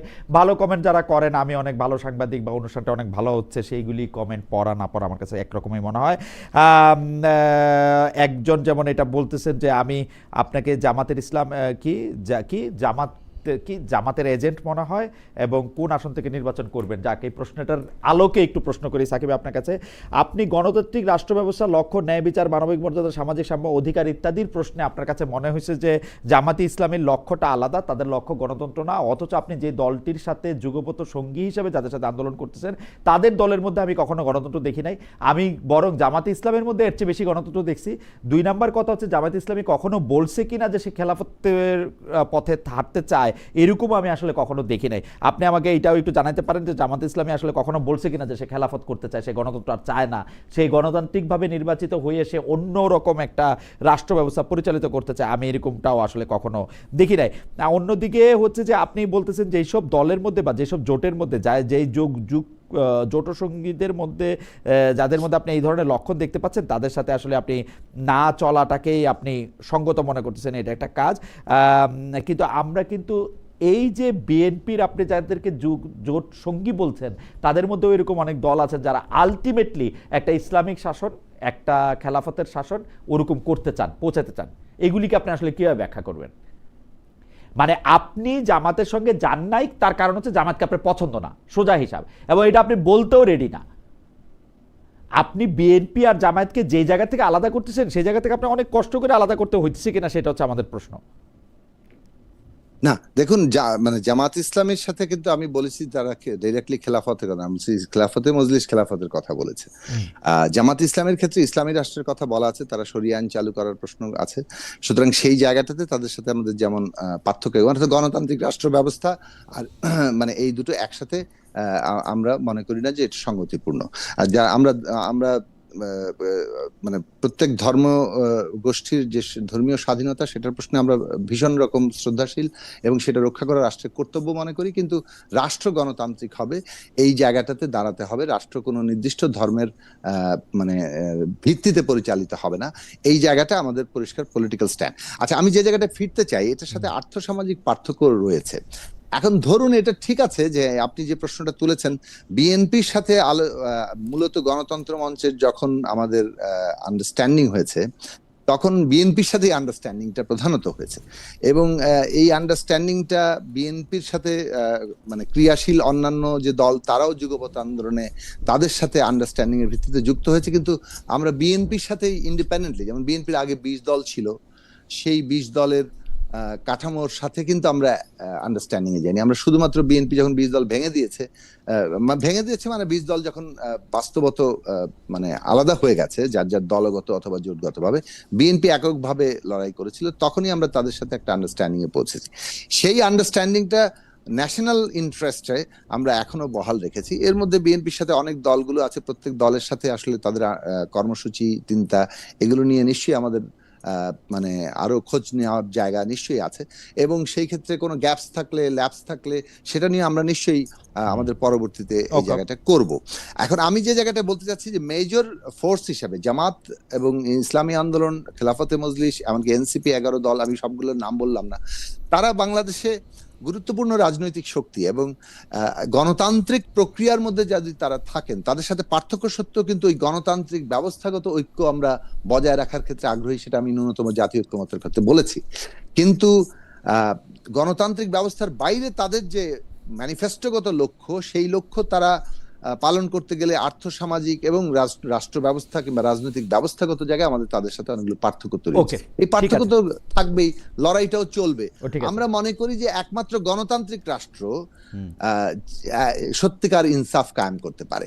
ফলে সেই যে ইনসাফের ধারণা সম্পর্কে আমরা কিন্তু গণতান্ত্রিক রাষ্ট্র হইলেও সাংঘাতিক রকম বেইনসাফি কার্যক্রম করতে দেখি। আমি এখন যে দেশটাতে সেটা করছে, মানে গণতান্ত্রিক রাষ্ট্রের বেইনসাফ আরো অনেক বড় বড় বেইনসাফ, আমি যে রাষ্ট্রের মধ্যে বসে রয়েছি, যে রাষ্ট্র বসে রয়েছি, সেই আমেরিকা গণতান্ত্রিক রাষ্ট্র, আরেকজনকে তুলে নিয়ে আসতেছে, আরেকটা দেশের প্রেসিডেন্টকে তুলে নিয়ে আসছে, এবং খোদ ইসরায়েলের মধ্যে সাংঘাতিক গণতন্ত্র, সেটা তো আমরা প্রশ্ন তুলতে পারি। খোদ ইসরায়েলের মধ্যে গণতন্ত্র আছে। এবং ফলে গণতান্ত্রিক রাষ্ট্র সম্পর্কিত যে প্রচলিত ধারণাগুলো, কি চর্চাগুলো আছে, সেটাকে একমাত্র আমি গণতন্ত্র বলছি না। আমরা গণতান্ত্রিক রাষ্ট্র বলে যে কিছু প্রস্তাব করছি, সেই প্রস্তাবের জায়গাতে আপনি অন্য রাষ্ট্রের প্রেসিডেন্ট তুলে নিয়ে আসা, অথবা নিজের দেশে ভোট চালু রেখে অন্য জায়গায় গণহত্যা চালানো প্যালেস্টাইনে, এগুলো কোনোটাই আসলে যে গণতন্ত্রের সাথে যায় না। এই জায়গাগুলো আমাদের পরিষ্কার করে আজকে দিনে আনা দরকার, যে গণতন্ত্র বলতেও আমরা কি বোঝাচ্ছি। সেই জন্য আমরা কিন্তু বলি মুক্তিকামী সামাজিক গণতন্ত্র। ফলে আমাদের গণতন্ত্রের কোয়ালিফিকেশন আছে, এই কোয়ালিফিকেশন ছাড়া গণতন্ত্র হয় না। আমরা এটাও একটু পরে হয়তো আরো বেশি করে, মানে আপনার সাথে আরো আলাপে আমরা এটা বুঝতে পারবো যে আপনি যে মুক্তিকামী গণতন্ত্রের কথা বলেন, যে গণতন্ত্র মানে গণসংহতি আন্দোলনের কথা বলেন, যেটা সেইটা আসলে এই প্রচলিত রাজনৈতিক ব্যবস্থা জোটে ভোটে কিরকম করে যায় সেটা আমরা শুনবো। আমরা একটু ডক্টর ফয়সালের কাছে আসি। ডক্টর ফয়সাল, আপনার সাথে যে বিষয় নিয়ে আমি কথাটা বলতে শুরু করছিলাম সেটা আপনি খুব সুন্দর করে বলছেন যে আমরা একটা নির্বাচনী সমঝোতার মধ্যে আছি, যে যার আদর্শের থেকে এসে যে যার জায়গায় নির্বাচন করছে। আপনি 74 আসনে নির্বাচন করছেন, জামাত ইসলামী 173 আসনে নির্বাচন করছে, এরকম নানা দল নানাভাবে নির্বাচন করছে, তারা আবার আপনাদের মধ্যে একটা সমঝোতাও আছে। এখন এই সমঝোতার প্রক্রিয়াটা তো চলমান, আপনি নিজেরাই বলতেছেন যেগুলি কমন জায়গা সেই কমন জায়গাগুলি নিয়ে আমরা আগাইতেছি, আনকমন জায়গাগুলির দূরত্ব কেমনে কমানো যায় সেগুলি তো আসলে আলোচনা করে ঠিক করা দরকার। আপনি যদি আমাদেরকে একটু বলেন যে নির্বাচনী এই সমঝোতাগুলির জন্য আপনাদের বৈঠক নিয়মিত হয় কিনা, নাকি এইটা এরকম যে জামায়াতে ইসলামী একদিন ঘোষণা দিয়ে দিবে যে এনসিপি তাদের সাথে চলে এসে জোট করছে, এনসিপি নেতৃবৃন্দ বলবেন আজকে শফিকুর রহমানের মুখে শুনলাম যে এনসিপি জামাত ইসলামের সাথে যোগ হয়েছে, ব্যাপারটা এরকম কিনা? দুই নম্বর হচ্ছে সাকিব ভাই কিছু জায়গায় একটু প্রশ্ন করেছে, আপনি সেই জায়গাগুলি আপনি বুঝেছেন যে অর্থনীতি পরিচালনা, রাষ্ট্র পরিচালনা কর্মকাণ্ডের ক্ষেত্রে সেগুলি যদি পরিষ্কার না হয় সেগুলি তো আসলে বড় ধরনের সমস্যারই আসলে ইঙ্গিত করে, এবং এটা আসলে গণতন্ত্রের জন্য কতটা ভালো বা খারাপ আপনি যদি পরিষ্কারভাবে আমাদের এই বিষয়ে তো ঐক্যমত আমাদের ইতিমধ্যে প্রতিষ্ঠিত হয়ে গিয়েছে। আমরা তো জুলাই সনদকে একটা ভিত্তি ধরেছি এবং এই জায়গায় আমরা সব কয়টি দল একমত। সুতরাং আমাদের মধ্যে অনেকের জায়গায় কিন্তু এই মুহূর্তে মোটা দাগে নেই, এবং জুলাই সনদকে ভিত্তি ধরে আমরা ঐক্যমতের ভিত্তিতে আমরা নির্বাচনে আসছি। এবং সংস্কারের যে বিষয়গুলো সাকিব ভাই বললেন যে ওনাদের কয়েকটা ছিল, ফয়সাল ভাই কিছু মনে করবেন না, জুলাই সনদ কিন্তু শাসনতান্ত্রিক, আপনাদের আর্থসামাজিক কর্মসূচিগত শাসনতান্ত্রিক অবশ্যই কোনো সমস্যা নেই। এবং আর্থসামাজিক যে ইনসাফের কথা আপনি বললেন, আমরা এই বিষয়গুলো নিয়ে একমত। এবং আপনি যে যে গণতন্ত্রের কথাই যদি বলেন, গণতন্ত্রের মূল কথা তো আসলে জনগণ কি চাচ্ছে, এবং সেখানে আপনি নিজেই বলেছেন যে ওই বিষয়গুলো বাদ দিয়ে তাহলে পরিপূর্ণ অর্থে আপনি কোন গণতন্ত্রকে আসলে মডেল ধরতেছেন, এবং কি খোদ যেখানে যে গণতন্ত্রের সংজ্ঞাটা দেয়া হচ্ছে মূলত আব্রাহাম লিঙ্কন বলতে চান বা বলে গিয়েছেন, প্রথম কথাটাই তো ছিল that this nation under god shall have an birth of freedom and that government of the people for the people by the people shall not perish from the earth। পূর্ণাঙ্গ সেন্টেন্সটা ছিল এটা। এখন হয়তো বলতে গিয়ে সামনের অংশ কেটে পিছনের অংশ বাদ দিয়ে আপনি হয়তো মাঝখান দিয়ে যারা গণতন্ত্রের সংখ্যাটা সংক্ষেপে বলতে গিয়ে এটা বলেন, আসলে ধর্মকে বাদ দিয়ে আপনারা ডক্টর ফয়সাল আপনারা আব্রাহাম লিঙ্কনের গণতন্ত্রের পূর্ণাঙ্গ সংজ্ঞার সঙ্গে আছেন কিনা? কারণ পূর্ণাঙ্গ সংজ্ঞাটি আমি একটু আমি কথাটা বলতে চাচ্ছি, অনুমতি দিলে আমি এটা ওইটা পরীক্ষা করে দেখতাম। আমি কথাটা বলতে চাই, ঠিক আছে সাকিব ভাই একটু ফয়সাল সাহেব বলুন, আমি বিষয়টা রিভিউ করার জন্য বলছি। এবং আমি যেই ম্যানিফেস্টোর কথা বলছি সেখানে গণতন্ত্রের সবকটি যে কয়টা দিককে আপনি ভালো বলবেন সব কয়টা দিকে আমার এই ম্যানিফেস্টোর মধ্যে আছে। সুতরাং কোনো কিছুই ভালো দিক কোনোটাই বাইরে নাই। আপনি যদি বলেন যে হ্যাঁ ওই অংশ এর উঠে নিয়ে আর অংশটা বাদ দেন, বা ওই জুলুম করার অংশটা বাদ দেন, সাম্রাজ্যবাদী যে আগ্রাসন করছে ওই অংশটা বাদ দেন, হ্যাঁ এই অংশগুলো বাদ দিলে তারা যে গণতন্ত্রের কথা বলছে সবকটি আমার ম্যানিফেস্টোর মধ্যে আমরা যেটা চাচ্ছি সেটার মধ্যে আছে। তো আমরা মূলত এই মুহূর্তে আমাদের ঐক্যবদ্ধতার জায়গা জুলাই সনদ। হ্যাঁ আপনি যদি বলেন যে আর্থসামাজিক এবং রাজনৈতিক যে বাস্তবতা, আমাদের 25 দফা আর্থসামাজিক এবং রাজনৈতিক কর্মসূচি আছে সুনির্দিষ্ট, এবং সেটার সাথে যদি আপনি অন্যদের সাথে মিলেতে যান প্রায় বিষয় হয়তো শব্দগত ভাষাগত চেঞ্জ হবে, কিন্তু এর বাইরে এই বিষয়গুলো তো অনৈক্যের কোনো আসলে জায়গা নাই এবং অনৈক্য করার মতো কিছু বিষয় নাই। আর যে বিষয়টা আপনি বলছেন যে হ্যাঁ কিছু বিষয় একটা অনেকগুলো রাজনৈতিক দল কাজ করতে গিয়ে আপনার সুবিধা অসুবিধা অথবা মান অভিমান অথবা চাওয়া পাওয়ার হিসাব, এটা এই একদিনে এক বৈঠকে হয়ে যাবে এটা আশা করার আসলে কোনো কারণ নেই। বৈঠকটা হয় কিনা? হ্যাঁ বৈঠক হয়, বৈঠক কয়েক ভাবে হয়, পারস্পরিক দ্বিপাক্ষিক হয়। আমাদের পারস্পরিক যে দলগুলো আছে নিজেদের সুবিধা অসুবিধার জায়গায় আপনারা একবারও টেবিলে বসেছেন কিনা ইলেকশন তফসিল ঘোষণা করার পরে? হ্যাঁ বসেছি। আর শীর্ষ নেতৃবৃন্দ অথবা শীর্ষ নেত্রী কোন নেতা হয়তো শীর্ষ নেতা ছিলেন না, তার প্রতিনিধি ছিলেন, এভাবে একাধিকবার শীর্ষ নেতারা কোনো বৈঠকে বসছেন কিনা? বসেছেন, শীর্ষ নেতারা বৈঠকে বসেছেন। হ্যাঁ এবং সেটা ওই 8 দলের মধ্যে হয়েছে, 11 দলকে নিয়ে শীর্ষ বৈঠক হয়নি, 8 দলকে নিয়ে হয়েছে। এবং হ্যাঁ আপনি যেটা বলছেন যে ওই দলকে নিয়ে আসা হলো, পরবর্তীতে 3টা দল সংযুক্ত হয়েছে। এই 3টা দল সংযুক্ত হওয়ার পরবর্তীতে এই বিষয়টা নিয়ে শতভাগ আমাদের মধ্যে এখনো বিষয়টা পরিষ্কার হয়নি। আমরা কি আশা করতে পারি যে খুব সামনের ভবিষ্যতে এটা পরিষ্কার হবে, এই ধরেন ফেব্রুয়ারির আগে? আমি আবারও এই প্রশ্নটা করতে বাধ্য হচ্ছে। আমার জানি কেন মনে হইতেছে যে আপনারা কিন্তু পরিষ্কার করে বললেই পারেন যে আপনারা এইভাবে এইভাবে এইভাবে দেশ পরিচালনা করবেন, সেটা আপনারা করতেছেন না, কিন্তু আপনারা গ্রে এরিয়া রাখতেছেন। এটা কেন রাখতেছেন? মানে আপনাদের কি মনে হইতেছে যে আপনারা যদি আপনাদের অবস্থাটা পরিষ্কার করেন তাইলে আপনাদের কোনো অসুবিধা হবে? আমি কিন্তু এটা মানে আমি আপনি কিছু মনে করবেন না, আমি কিন্তু এই গত কয়েকদিনে বিশ্ববিদ্যালয়ে যে স্টুডেন্ট ইউনিয়নের যে ক্যাম্পেইন, সেইটা তো আমি দেখি গ্রে এরিয়া রাখা, পরিষ্কার না করা। নিঃসন্দেহে গ্রে এরিয়া কিছু থাকবেই, এটা আপনার ফুল সমঝোতা হয়ে যাওয়ার পরেও কিছু গ্রে এরিয়া থাকবে। সেই গ্রে এরিয়া, যে এরিয়াগুলো আসলে আনকমন, যেটা আপনি অন্য ভাষায় বলেছিলেন এর আগে। তো বাকি আমাদের 8 দলের পরে যে 3 দল যুক্ত হয়েছে, এই 3 দলকে নিয়ে আমাদের আলোচনাগুলো এখন চলমান। এটা ফাইনাল হয়ে গেলেই আমরা 11 দল একসাথে বসে ঘোষণা দিব, এটা হচ্ছে মূল কথা। আমি আমি তো আশা করি আমি আমি আমি কিছু মানে এখন ঘটনা হচ্ছে কি, দেখেন আমাকে মানুষ কিরকম বলে সেটা একটু বলে নেই, তৈলে হচ্ছে আপনি একটু বুঝবেন যে কেন আমাকে এই প্রশ্নগুলি করতে হয়। ওনার নাম হচ্ছে মোহাম্মদ শিবলু 6010। তিনি বলেন, খালেদ ভাই বেকিক্সকো টাকা খেয়ে, বেক্সিমকো মিন করছেন হয়তো তিনি, বেকিক্সকো টাকা খেয়ে এখন আওয়ামী লীগের পক্ষে কিছু বলেন না, এই কথা তিনি আবার বলতেছেন। বেকিক্সকো টাকা খেয়ে এখন আওয়ামী লীগের কিছু বলেন না, এটা বুঝতে পারলাম না। আরেকজন বলছেন যে খায়রুল মোর্শেদ নাহিদ, মানে বেক্সিমকো তো আমি চাকরি করছি, ওর থেকে তো বেতন আমার নিতেই হয়েছে 19 সাল পর্যন্ত, 18 সালের শেষ পর্যন্ত। খায়রুল মোর্শেদ নাহিদ 7439, মহিউদ্দিন এখন আওয়ামী লীগের আর কোনো দোষ খুঁজে পায় না। ইন্টারেস্টিং। আমি যেই কথাগুলি বলতে চাই, সব আক্রমণ দেখি যে আপনার উপরে হচ্ছে, না আমি আপনাদের উপর আক্রমণ না, আপনাদের উপর আক্রমণ কমই।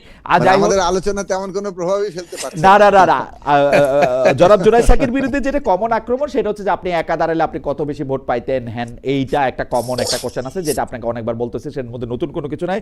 জনাব ফয়সালের পক্ষে বা বিপক্ষে যে কথাগুলি, সেই বিপক্ষে কথাগুলির মধ্যে তিনি যদি আরেকটু এই যে দেখেন, এই কথা বলতে বলতে আমার এক বন্ধু প্রাইভেট মেসেজ পাঠাইছে, বিএনপির কোনো গ্রে এরিয়া নাই। আরে ভাই আমি বলছি বিএনপির কোনো গ্রে এরিয়া নাই, বিএনপিও তো কথা পরিষ্কার করে না, এই জন্যই তো সাকিব ভাইয়ের সাথে এই কথাই তো এতক্ষণ ধরে বললাম। একদম শুনতে পায় না, কিন্তু বাংলাদেশের দর্শক একদম শুনে না, মানে যেইটা ফয়সাল ভাইয়ের পক্ষে যায়, হ্যাঁ ফয়সাল ভাইয়ের পক্ষে যায়, সেইটা আমি এটাকেই পুরনো বন্দোবস্ত বলতে চাই। এইটা পুরনো বন্দোবস্ত, সবাই আসলে একদম নতুন বন্দোবস্তের কথা বলে। এতক্ষণ আমি সাকিব ভাইয়ের সাথে কি নিয়ে এনগেজড হইলাম, সেটা ইভেন আমার বন্ধু বুঝতে পারলো না। উনি আমাকে জিজ্ঞেস করে বিএনপির কোনো গ্রে এরিয়া নাই, আমি ভুল বানানো গ্রে লেখে, মানে যাই হোক। হাওয়ার আমি একটু জনাব ফয়সাল আপনার কাছে বলি, আমি যদি সরাসরি এরকম প্রশ্ন করি যে ধরেন বাংলাদেশে এখন যে ব্যাংকিং ব্যবস্থা প্রচলিত, সেই ব্যাংকিং ব্যবস্থাটা কি আপনারা ক্ষমতায় গেলে রাখবেন না এটা পরিবর্তন করবেন? একদম পরিষ্কার প্রশ্ন। আমরা যদি খেলাফত মজলিস যদি পূর্ণাঙ্গ অর্থে ক্ষমতায় যায় কখনো, তাহলে অবশ্যই এটা আমরা আমূল পরিবর্তন করব। এই ক্ষেত্রে জামাত ইসলামের চিন্তাটা কি? এখন আমরা যেহেতু আমরা একটা সমঝোতার মধ্যে যাচ্ছি, এখানে ক্ষমতা আসার পরে বেসিক কিছু পরিবর্তন অবশ্যই হবে। আর একটা ইকোনমি যেভাবে চলে, মৌলিক কিছু বিষয়, আমরা কোনো ঘাটতি বাজেট দিয়ে দেশ চালাতে চাই না, এবং বিদেশি সাহায্য নির্ভর করে দেশকে অব্যাহতভাবে বিদেশি, আপনি অনেক জানেন, অনেকগুলো মেটা অ্যানালাইসিস আছে, আপনি যদি এখন সার্চ দেন এখনই পাবেন একটা দেশের পক্ষে বিদেশি সাহায্য কতটুকু একটা দেশের পক্ষে যায়।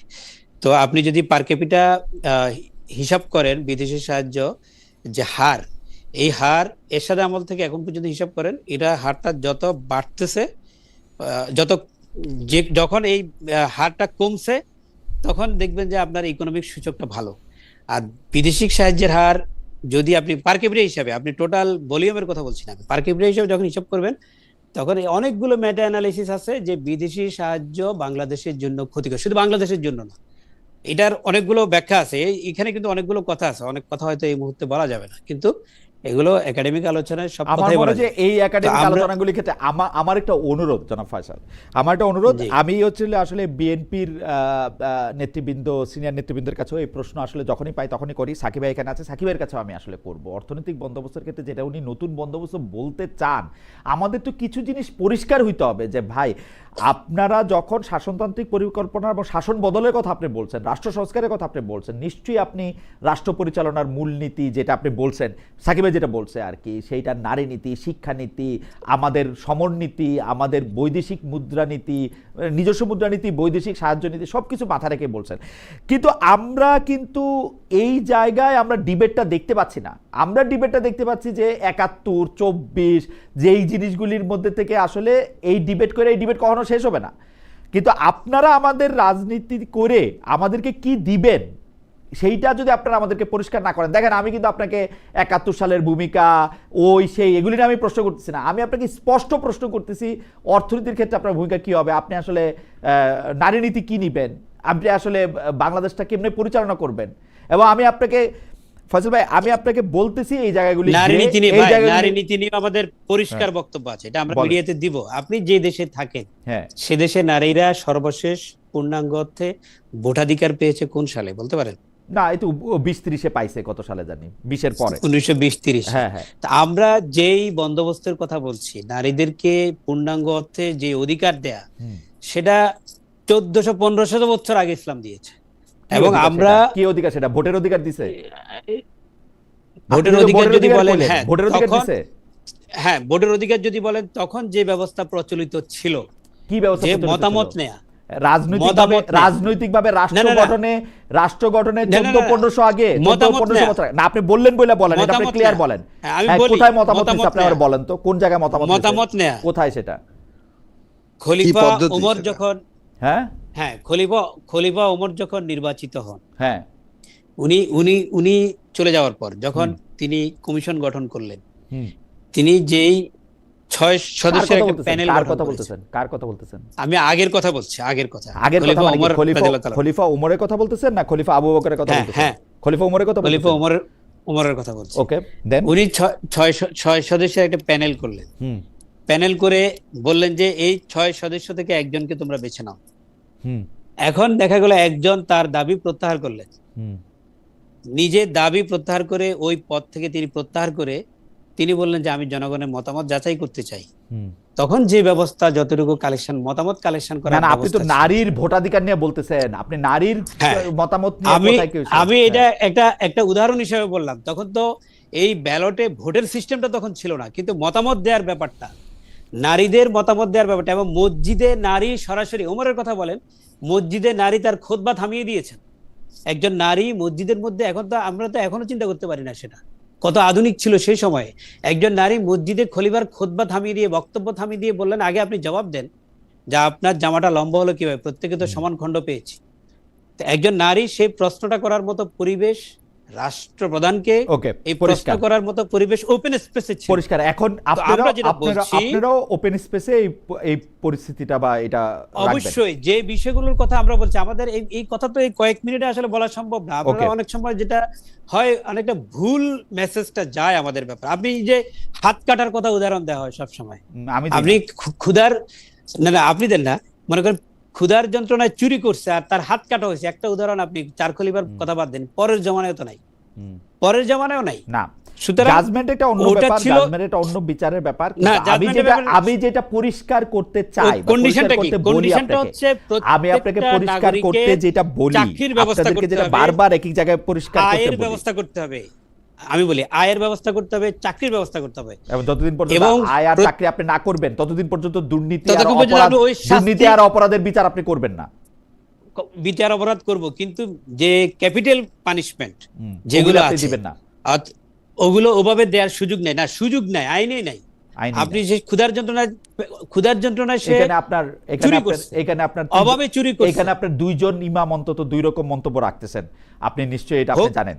আপনার 2 ইমামের মধ্যে আমি যেটা না আমি আসলে এই আলাপ আলোচনাগুলি আমার কাছে মনে হয় যে এটা আমি কেন বললাম, জি এটা কেন বললাম, এই যে আপনি নারী নীতির কথা বললেন, এর কথা বললেন, এগুলো তো মানে কই, কথা আমি তো কথা দেখলাম না, ইসলামের আমি তো ব্যাপারে দেখলাম না যে একজন শীর্ষ নেতা যখন বলল যে মেয়েরা 5 ঘন্টা কাজ করতে পারবে ইচ্ছা করলে, মেয়েরা ঘরে থাকলে আরো ভালো, মেয়েদের দায়িত্ব হচ্ছে ঘরে টরে থাকা ইত্যাদি আর কি, তার কথা এরকম ব্যাখ্যা করাও যায়।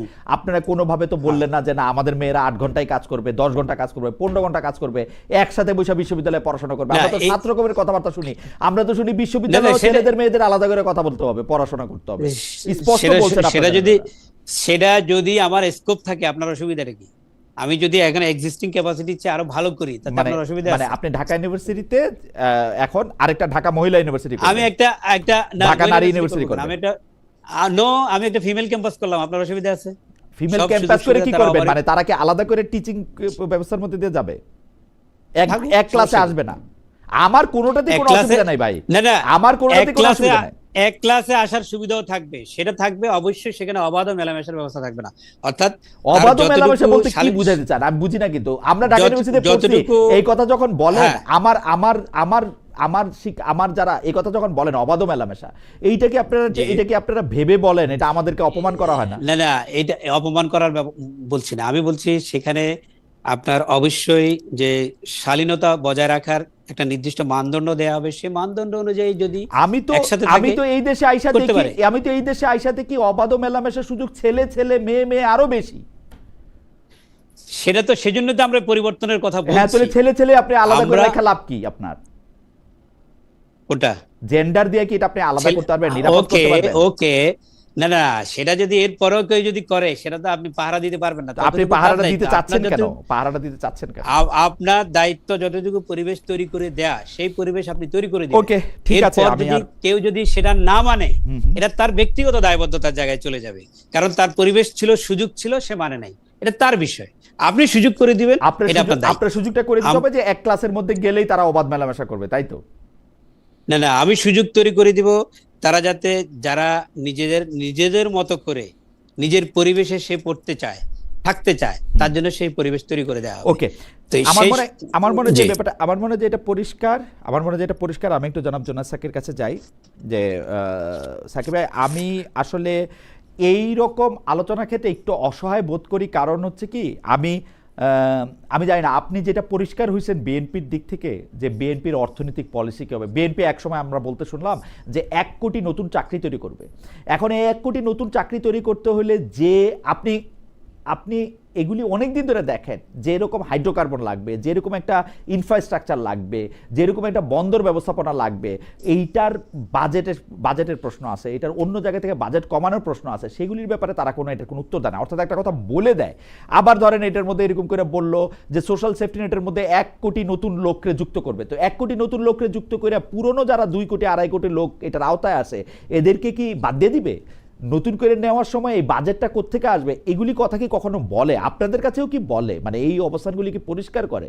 বৈদেশিক নীতির ক্ষেত্রে তারা কি নীতিটা আসলে নিবে, এইটা কি খালি বলে, পপুলার কিছু বলে, কথা বলে, আজকে ভারত, কালকে চীন, পরশু আমেরিকা, এগুলি কিছু পপুলার ধরনের কথাবার্তা বলে, কিন্তু আমরা তো কোনো, মানে আমি যদি সচেতনভাবে ভোট দিতে চাই বা ভোট দেওয়ার কথা কনসিডার করি, তাহলে তো আমি এর মধ্যে থেকে তো কিছু পাই না আসলে, কিছু পপুলার কথা ছাড়া। আপনি পান কিনা একটু যদি বলেন। জি না, দেখুন খালেদ, মানে একটা জিনিসের যখন বিস্তার ঘটে, মানে সত্যিকার অর্থে, যেমন ধরুন আমরা যখন সংবিধান সংস্কার কমিশনে বসেছি অথবা এই পুরো ঐকমত্য কমিশনে বসেছি, তখন কিন্তু আমরা একটা রিয়েলি সংবিধানে কোন লাইনটা যাবে, কিভাবে যাবে, কোন ভাষায় যাবে, সেটা পর্যন্ত প্রায় ঠিক করার চেষ্টা করা হয়েছে। ফলে ওখানে অনেক অনেক বিস্তারিত কাজ করা হয়েছে, হ্যাঁ, নানান দিক থেকে। আর যখন আমরা একটা ম্যানিফেস্টো লিখি কিংবা কোনো একটা দাবিনামা কিংবা একটা প্রোগ্রাম হাজির করি, তখন আমরা মূলত পলিসি স্টেটমেন্টটা করি, সেটার আলোকে কিন্তু মানে বিস্তারটা তৈরি হয়। এখন আপনি 31 দফা যদি পড়ে দেখেন, তাহলে দেখবেন যে শিক্ষা, স্বাস্থ্য, বাসস্থান, কর্মসংস্থান এবং আমাদের ভবিষ্যৎমুখী দেশের বিনিয়োগ, কৃষি শিল্পের কি ধরনের পরিবর্তন ঘটবে, এগুলো নিয়ে অনেকগুলো পলিসি স্টেটমেন্ট আছে। এবং এটা খুবই সম্ভব যে এই পলিসি স্টেটমেন্টগুলোর আন্ডারে আমরা দেশে যে কর্মসংস্থানের সত্যিকার অর্থে একটা সুযোগ তৈরি হবে, সেই জায়গাটা আমরা মানে কি বলবো যে জোর দিতে পারি, এবং সেখানেও কিছু নির্দেশনার জায়গাটা আছে।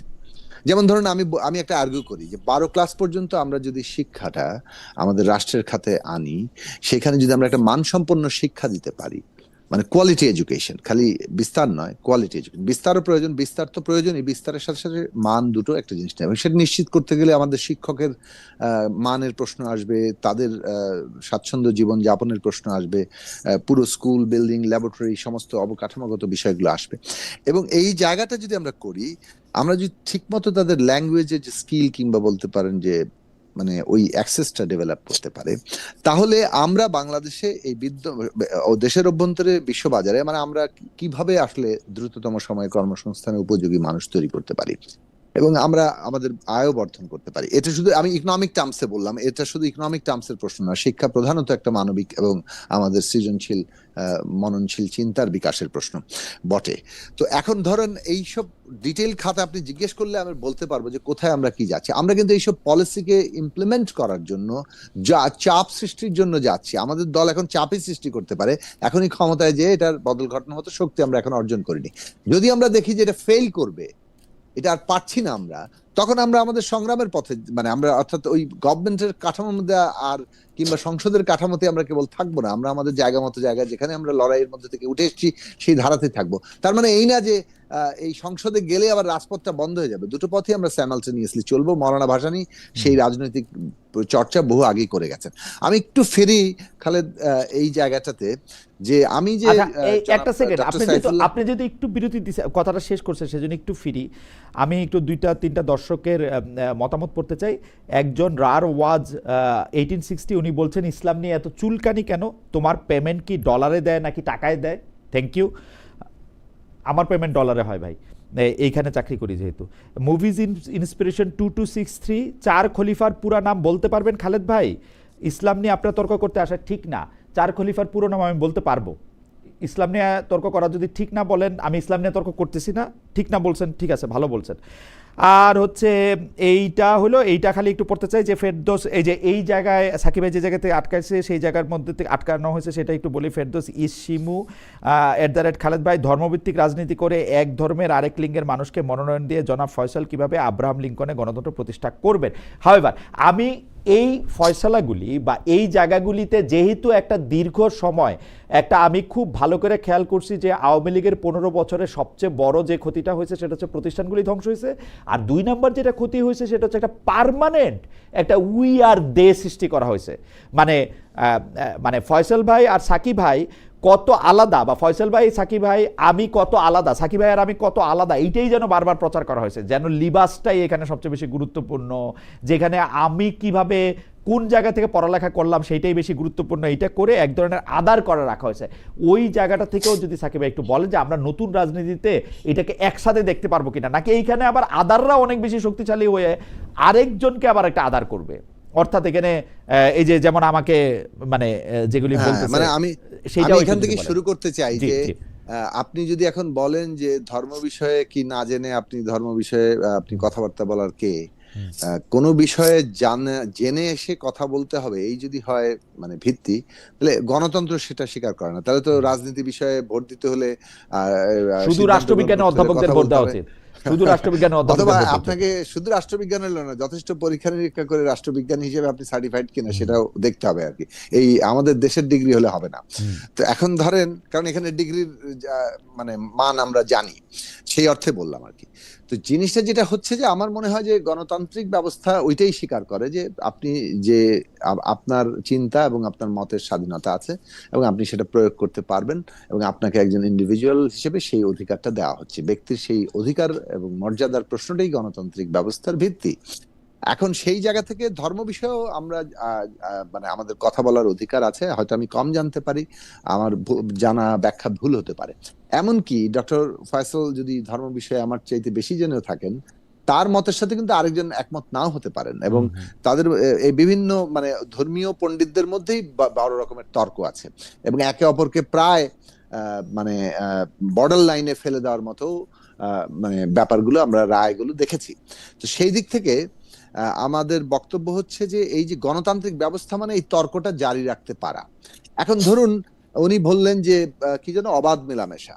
আমরা মনে করি যে নারী এবং পুরুষ তার মানে আত্মমর্যাদাবোধ এবং তার নিরাপত্তা দুটোই এমন জায়গায় থাকবে যে তারা আসলে মানে অবাধেই মিলতে পারবে উইদাউট মানে নিজের উপর তার মানে যাকে বলে নিজেদের সীমা কতটুকু তার কনসেন্ট অনুযায়ী সেই জায়গাটা নিশ্চিত রেখে।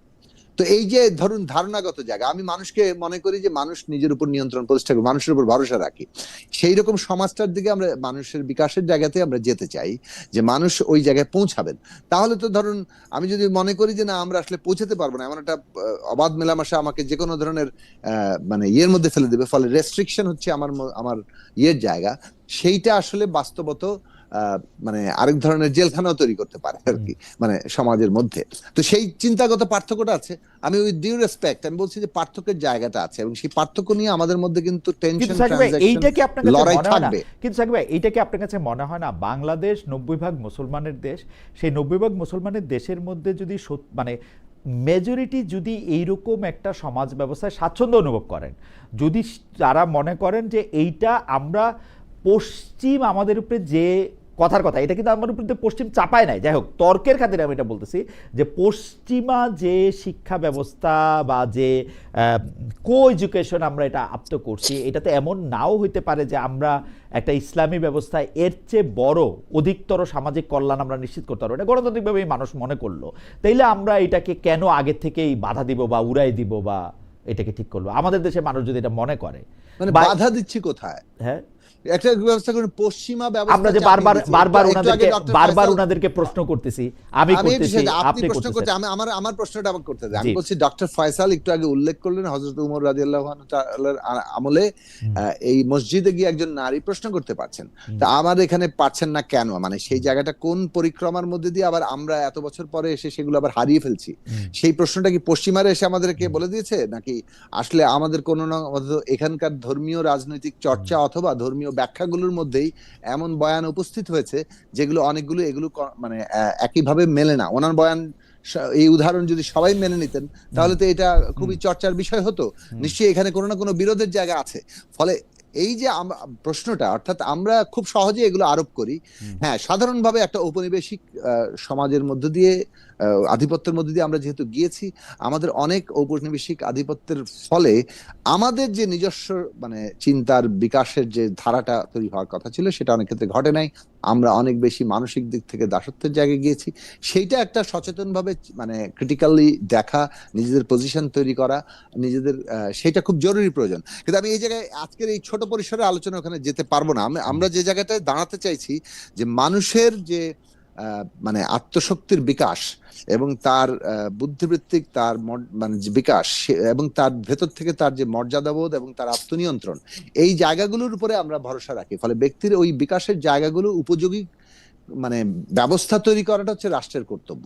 রাষ্ট্র কেন একটা নির্দিষ্ট ধর্মভিত্তিক জায়গায় দাঁড়াবে না? আপনি আন্ডার দি গডের কথা যখন তোলেন, তখন সেখানে যখন ক্রিশ্চিয়ানিটির মধ্যে আপনি থাকছেন, হিন্দুইজমের মধ্যে থাকছেন, বুদ্ধিজমের মধ্যে থাকছেন, অন্যান্য আরো অনেক ধর্ম আছে এবং ইসলাম, আপনি তাহলে কোন একটা নির্দিষ্ট ধর্মের জায়গাতে যখন যান তখন ওইটা গণতান্ত্রিক ভাবে অন্যান্য ধর্মগুলোকে খাটো করে।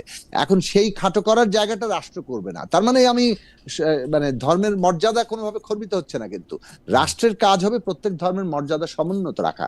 এই জায়গাটাকে গ্রহণ করা একটা ডেমোক্রেটিক স্টেটের ফান্ডামেন্টাল জায়গা আমরা মনে করি। এবং এই ক্ষেত্রে আমি যেটা আবারও বলেছি যে সকল প্রাণের প্রতি আপনি যদি তাদের হক আদায় করতে চান, সব প্রাণের, কিন্তু ওইটাতে আপনি খালি মুসলমান খুঁজে বেড়ালে হবে না। মানে প্রথমত মানুষের মধ্যেও সকল মানুষ অর্থাৎ সকল প্রাণ, এমনি দেশের পশু পাখি কীট পতঙ্গ সমস্ত প্রাণের যদি আপনি হক আদায় করতে চান, যেহেতু এটা আমার বিশ্বাস মতে আল্লাহ এই প্রত্যেকের মানে সৃষ্টিকর্তা এই প্রত্যেকের হক আদায় করছেন, তাহলে রাষ্ট্র হিসেবে সে কিন্তু সেই হক আদায়ের জায়গায় যেতে হবে। এবং সেই যে ন্যায্যতা, ইকুইটি প্রতিষ্ঠা করা, এটা যদি রাষ্ট্রের দায়িত্ব হয়, ইনসাফ ওইখানেই তৈরি হয়। ফলে রাষ্ট্রকে কিন্তু সেইখানে কোন নির্দিষ্ট ধর্ম, আমার মনে হয় সাকিব আপনার বক্তব্য একদম পরিষ্কার। আমরা একটু দ্রুত সাকিবের বক্তব্যের প্রেক্ষিতে একটু ডক্টর ফয়সালকে জেনে ওটার ব্যক্তির উপরে উনি এটা ছাপতে বলছেন। আমার একটা না, আমি 1 মিনিট একটু সময় দিতে হবে please, 30 second. 1 minute G, 30 second. আমি ডক্টর ফয়সালের একটা কথা বিষয়ে যেটা আমি বলেছিলাম, আমার মনে হয় যে উনি মনে হয় পরিষ্কার হয়নি, আমি পরিষ্কারটা করি। আমি মনে করি যে 11 জোটের যদি একটা কমন রাজনৈতিক অর্থনৈতিক বক্তব্য থাকে, ওই আমাদের জাতীয় সনদে আমরা সবাই একমত হয়েছি, ওটা তো গেছে, ওটা তো আছেই, কমন একটা রাজনৈতিক অর্থনৈতিক কর্মসূচি থাকে, তাহলে তাদেরটা মনে হবে যে হ্যাঁ এই জোটটা এই নির্বাচনটা একটা রাজনীতির ভিত্তিতে পরিচালিত করছে। না হলে কিন্তু ওই পুরনো বক্তব্যে স্ট্যান্ড ওকে, করতে এটা হবে এটা যে এটা কেবলমাত্র এটা নিছক মনে হয় সুবিধার এটা মনে ভিত্তিতে তারা এটা মনে হয় আপনি election আগেও বলছেন, face এটা মনে হয় করছে। আপনি আগেও বলছেন। হ্যাঁ, আমি কিন্তু ওনার বক্তব্য এটা পরিষ্কার হয় না, মানে না না আমার আমি বক্তব্যটা কি আমি বলতে আমি চেয়েছি। ডক্টর ফয়সালকে একটু আহ্বান জানাবো যে সাকিবের আগের বক্তব্যটুকু জায়গা থেকে হচ্ছে রাষ্ট্র এবং ধর্মের সাথে রাষ্ট্রের সম্পর্ক, ব্যক্তি সম্পর্ক ক্ষেত্রে উনি যে মন্তব্য করেছেন সেই মন্তব্যের প্রেক্ষিতে আপনার মন্তব্য, এবং প্লাস অর্থনৈতিকভাবে জোটবদ্ধ জায়গার থেকে সেটা একটা বলাটা, ওইটা যদি একটু দুইটাই একটু বলেন উনি। আচ্ছা, প্রথম জি। কথা হচ্ছে সাধারণ যে কোনো ধর্মের সাথে মিলিয়ে এটাকে গুলিয়ে ফেলা হচ্ছে, আর রাষ্ট্রের কোনো ধর্ম না এরকম কোনো কথা বলা হচ্ছে। আমরা তো এটা শাসন পদ্ধতির কথা বলছি। আমাদের যে শাসন পদ্ধতিটা আল্লাহর পক্ষ থেকে দেয়া এবং আল্লাহর রসুলের মাধ্যমে যে শাসন পদ্ধতি পৃথিবীতে এসছে, এবং এই শাসন পদ্ধতি কোনো গল্পের কোনো কথা নয়। পৃথিবীতে এটি লম্বা একটি সময় ধরে 30 বছর ধরে এটা পরীক্ষা নিরীক্ষা করে পৃথিবীতে দেখানো হয়েছে, এবং তখন আমেরিকা নামক মহাদেশ আবিষ্কারে হয়নি। প্রায় অর্ধেকের মতো দুনিয়ায় এই রাষ্ট্র ব্যবস্থা, শাসন ব্যবস্থা পরীক্ষা হয়ে দেখা গেছে।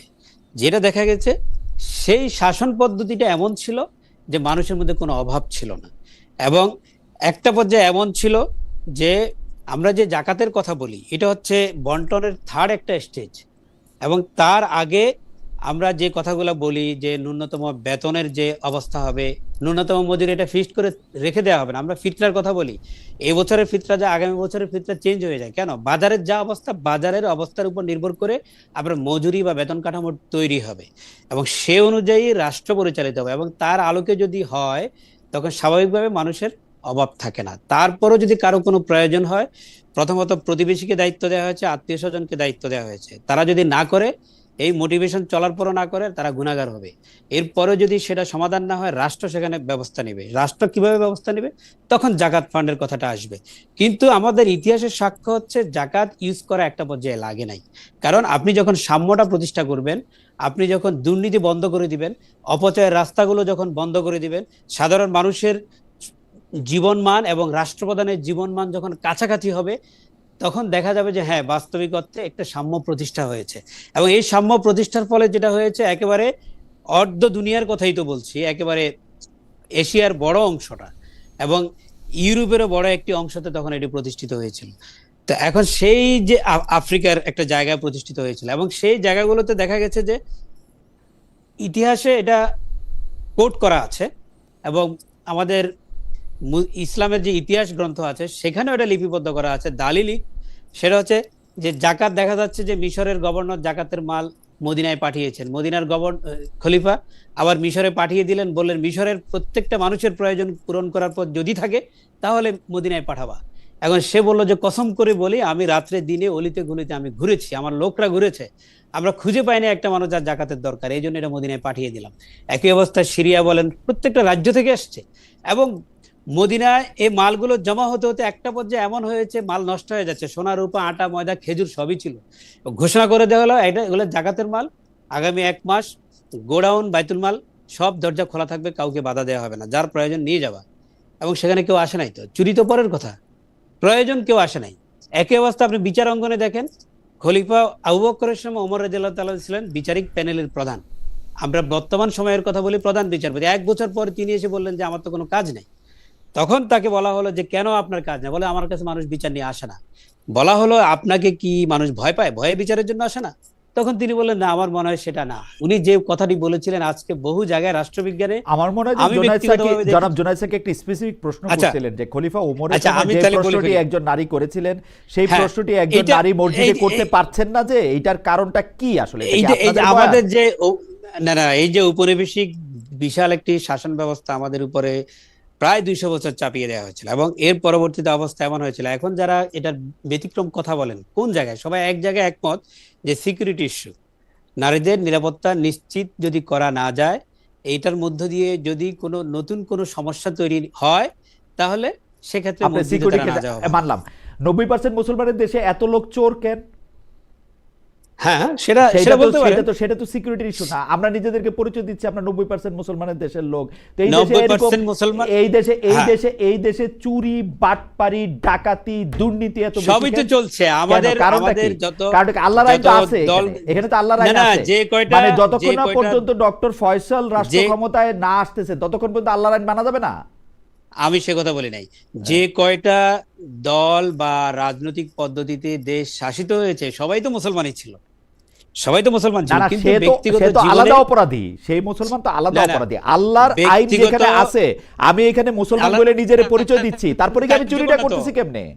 তারপরে আমি চুরিটা আমি কেমনে করতেছি? কার্যকর না তো, কোথায় কার্যকর? কার্যকর না তো। আমি একটা রাষ্ট্রীয় উদাহরণ আইন তো দিলে কার্যকর বুঝবেন। হওয়ার দরকার কার্যকর নাই, কিভাবে? রাষ্ট্রীয় আইন তো কার্যকর হওয়ার দরকার নাই, আল্লাহর আইন তো কার্যকর, অবশ্যই দরকার আছে। আল্লাহর আইন তো কার্যকর। কেন না না, কার্যকর হচ্ছে না তো পুরো। আল্লাহর আইন তো প্রাকৃতিক জগতে কার্যকর, কিন্তু আমাদের কোথায় সামাজিক প্রাকৃতিক জীবনে জগতে কার্যকর? আমরা আমি তো এই জীবনে দেখি নাই আমার কোনো বন্ধু রোজা রাখা প্রাকৃতিক কোত করে অন্ধকারে গিয়ে পানি খাইছে যেখানে কেউ দেখবে না। না, ওইটা সেটা তো তার আপনি পুলিশ তো লাগে বলতে নাই, পারেন না। হয়তো তার পুলিশ লাগে নাই। সে- তো আল্লাহ তো চুরি সেটা করতে যে মানা করছে, রোজাদার, আল্লাহ তো চুরি করতে মানা যে করছে, চুরি করে কেন? হ্যাঁ, ঘুষ খায় এই যে কেন? চাইনিজদের প্রশ্ন, ঘুষ চাইনিজদের খায় কেন? প্রশ্ন, তোমার ঘুষটা দেশের খায় কেন? লোকেরা আসে এখানে না, ঘুষটা হালাল খায় কেন? খাবার খুঁজে, না, ঘুষটা এই খায় যে কেন? হালাল খাবার খুঁজে জি, ঘুষ কেন খাচ্ছে? আমাদেরও তো একই কথা।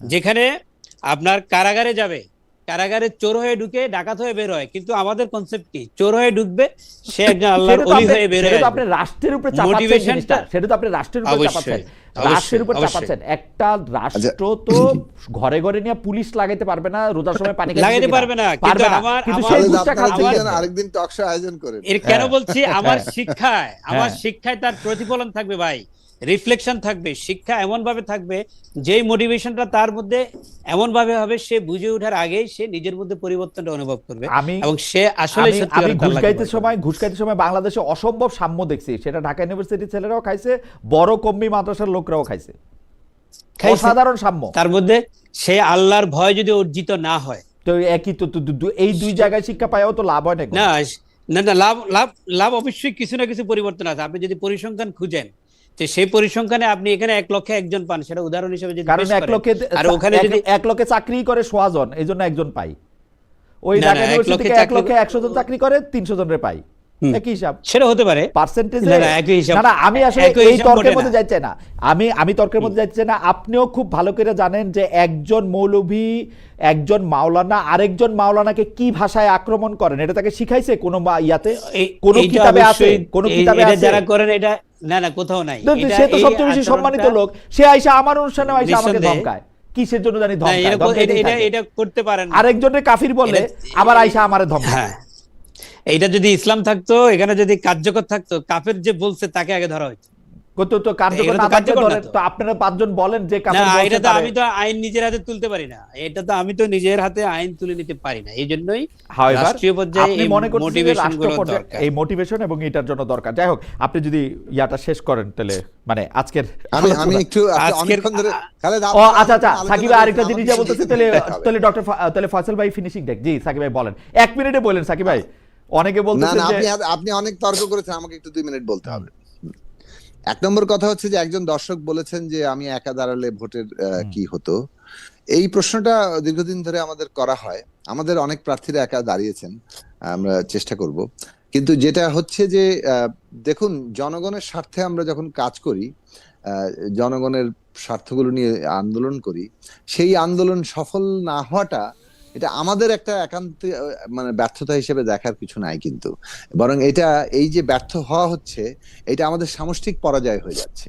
কারণ আমরা একটা ন্যায়ের কথা সফল হতে পারছি না, এইটা নিয়ে বড়াই করার কিছু নাই, কিন্তু এই জায়গাটা মনে রাখা দরকার। এর মধ্যে দিয়ে আমাদের যে একটা অন্তর্লীন ভাবে আমরা যে অন্যায়, দুর্নীতি, স্বৈরাচার এগুলোকে প্রশ্রয় দেই, এগুলোরই মানে বিজয় গাথা গিয়ে যাই।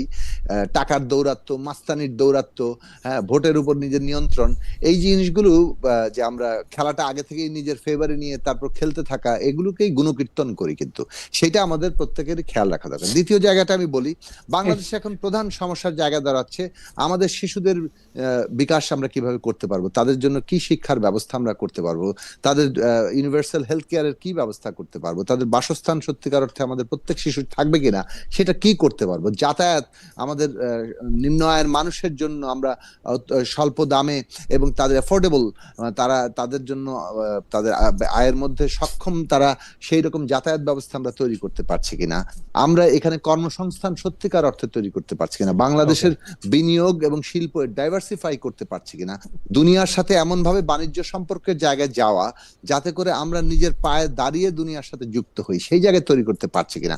আমাদের দেশের প্রত্যেকের তার পরিচয় যাই হোক না কেন, ধর্ম, জাতি, লিঙ্গীয় পরিচয়, তাদের নিরাপত্তা এবং মর্যাদা নিশ্চিত, এইগুলো আমাদের এজেন্ডা। আমরা যে জায়গাতে আসছি মানুষের সেই জায়গায় কেন্দ্রীভূত রাজনীতিটা দরকার। এইটা যদি আমরা করি তাহলে আমাদের দেশের পলিটিক্সটা এগোবে। না হলে যে ধরনের বাইনারি বিভাজন মধ্যে আমরা আগে কাজ করেছি, এখনো মনে হচ্ছে যে সেই ধারাটাই আমাদেরকে তৈরি করার বাইনারি বিভাজনের কথা বলে ভালো আর অনুষ্ঠান ভেনেজুয়েলার কথা স্মরণ করে দিতে চাই। একটা অভ্যন্তরীণ ভাবে বিভাজিত দেশ বিদেশি আক্রমণের জন্য উপযোগী থাকে। আমরা ন্যূনতম জাতীয় ঐকমত্য তৈরি করতে পারছি কিনা, এমন একটা রাজনৈতিক ব্যবস্থা তৈরি করতে পারছি না যেটা যেটা যেটা সবাই অংশীদার মনে করবে, সেটার উপরেই আমাদের স্বাধীনতা সার্বভৌমত্ব নির্ভরশীল, এবং সেই জায়গাতে আজকে আমাদের প্রোগ্রাম সেট করা দরকার। পলিটিক্স ওইমুখী হলে ঐকমত্যের প্রশ্ন শেষ করি। ডক্টর ফয়সাল ঐকমত্যের প্রশ্ন শেষ করুক। ডক্টর ফয়সাল, যেহেতু আমি ঐকমত্যের প্রশ্ন শেষ করছি, আমি শুধু একজন দর্শক, উনি অনেক কষ্ট করে অনেকবার এই মন্তব্য পাঠিয়েছেন বলে আমি দেখতে পাচ্ছি। আব্দুল্লাহ মুবিন 4857 উনি বলেছেন খালেদ আজকে আবালের মতো প্রশ্ন করেছেন। আচ্ছা, থ্যাংক ইউ। জি ডক্টর ফয়সাল বলেন আপনি। যাক, আমাদের সংযত মন্তব্য করা উচিত। এমনিতেই মনে করেন বলা হচ্ছে যে আওয়ামী লীগ নাই বা অনেকে নাই, ইনক্লুসিভ হবে না ইলেকশন, এরকম বহু কথা বলা হচ্ছে। এই জন্য আমরা যেই রাজনৈতিক দলগুলো এই মুহূর্তে নির্বাচনী মাঠে আছে প্রত্যেকের এই ব্যাপারে সতর্ক থাকা উচিত আমাদের পারস্পরিক আচরণে। দ্বিতীয় হচ্ছে সরকার, নির্বাচন কমিশন এবং প্রশাসন, তারা যদি এটা ঠিক মতো ট্যাকেল করতে না পারে তাহলে কিন্তু যে ইনক্লুসিভ হবে না যেটা বলা হচ্ছে, এটা পরবর্তীতে এমন একটা পর্যায়ে গিয়ে ঠেকবে, এটা কিন্তু সামাল দেওয়া কঠিন হয়ে যাবে। এই জন্য আমরা সবাইকে আহ্বান জানাচ্ছি, সরকারকে বিশেষ করে এবং নির্বাচন কমিশন প্রশাসনকে দায়িত্বশীল আচরণ করার জন্য। আর আমরা নিজেরাও যাতে ঐক্যবদ্ধভাবে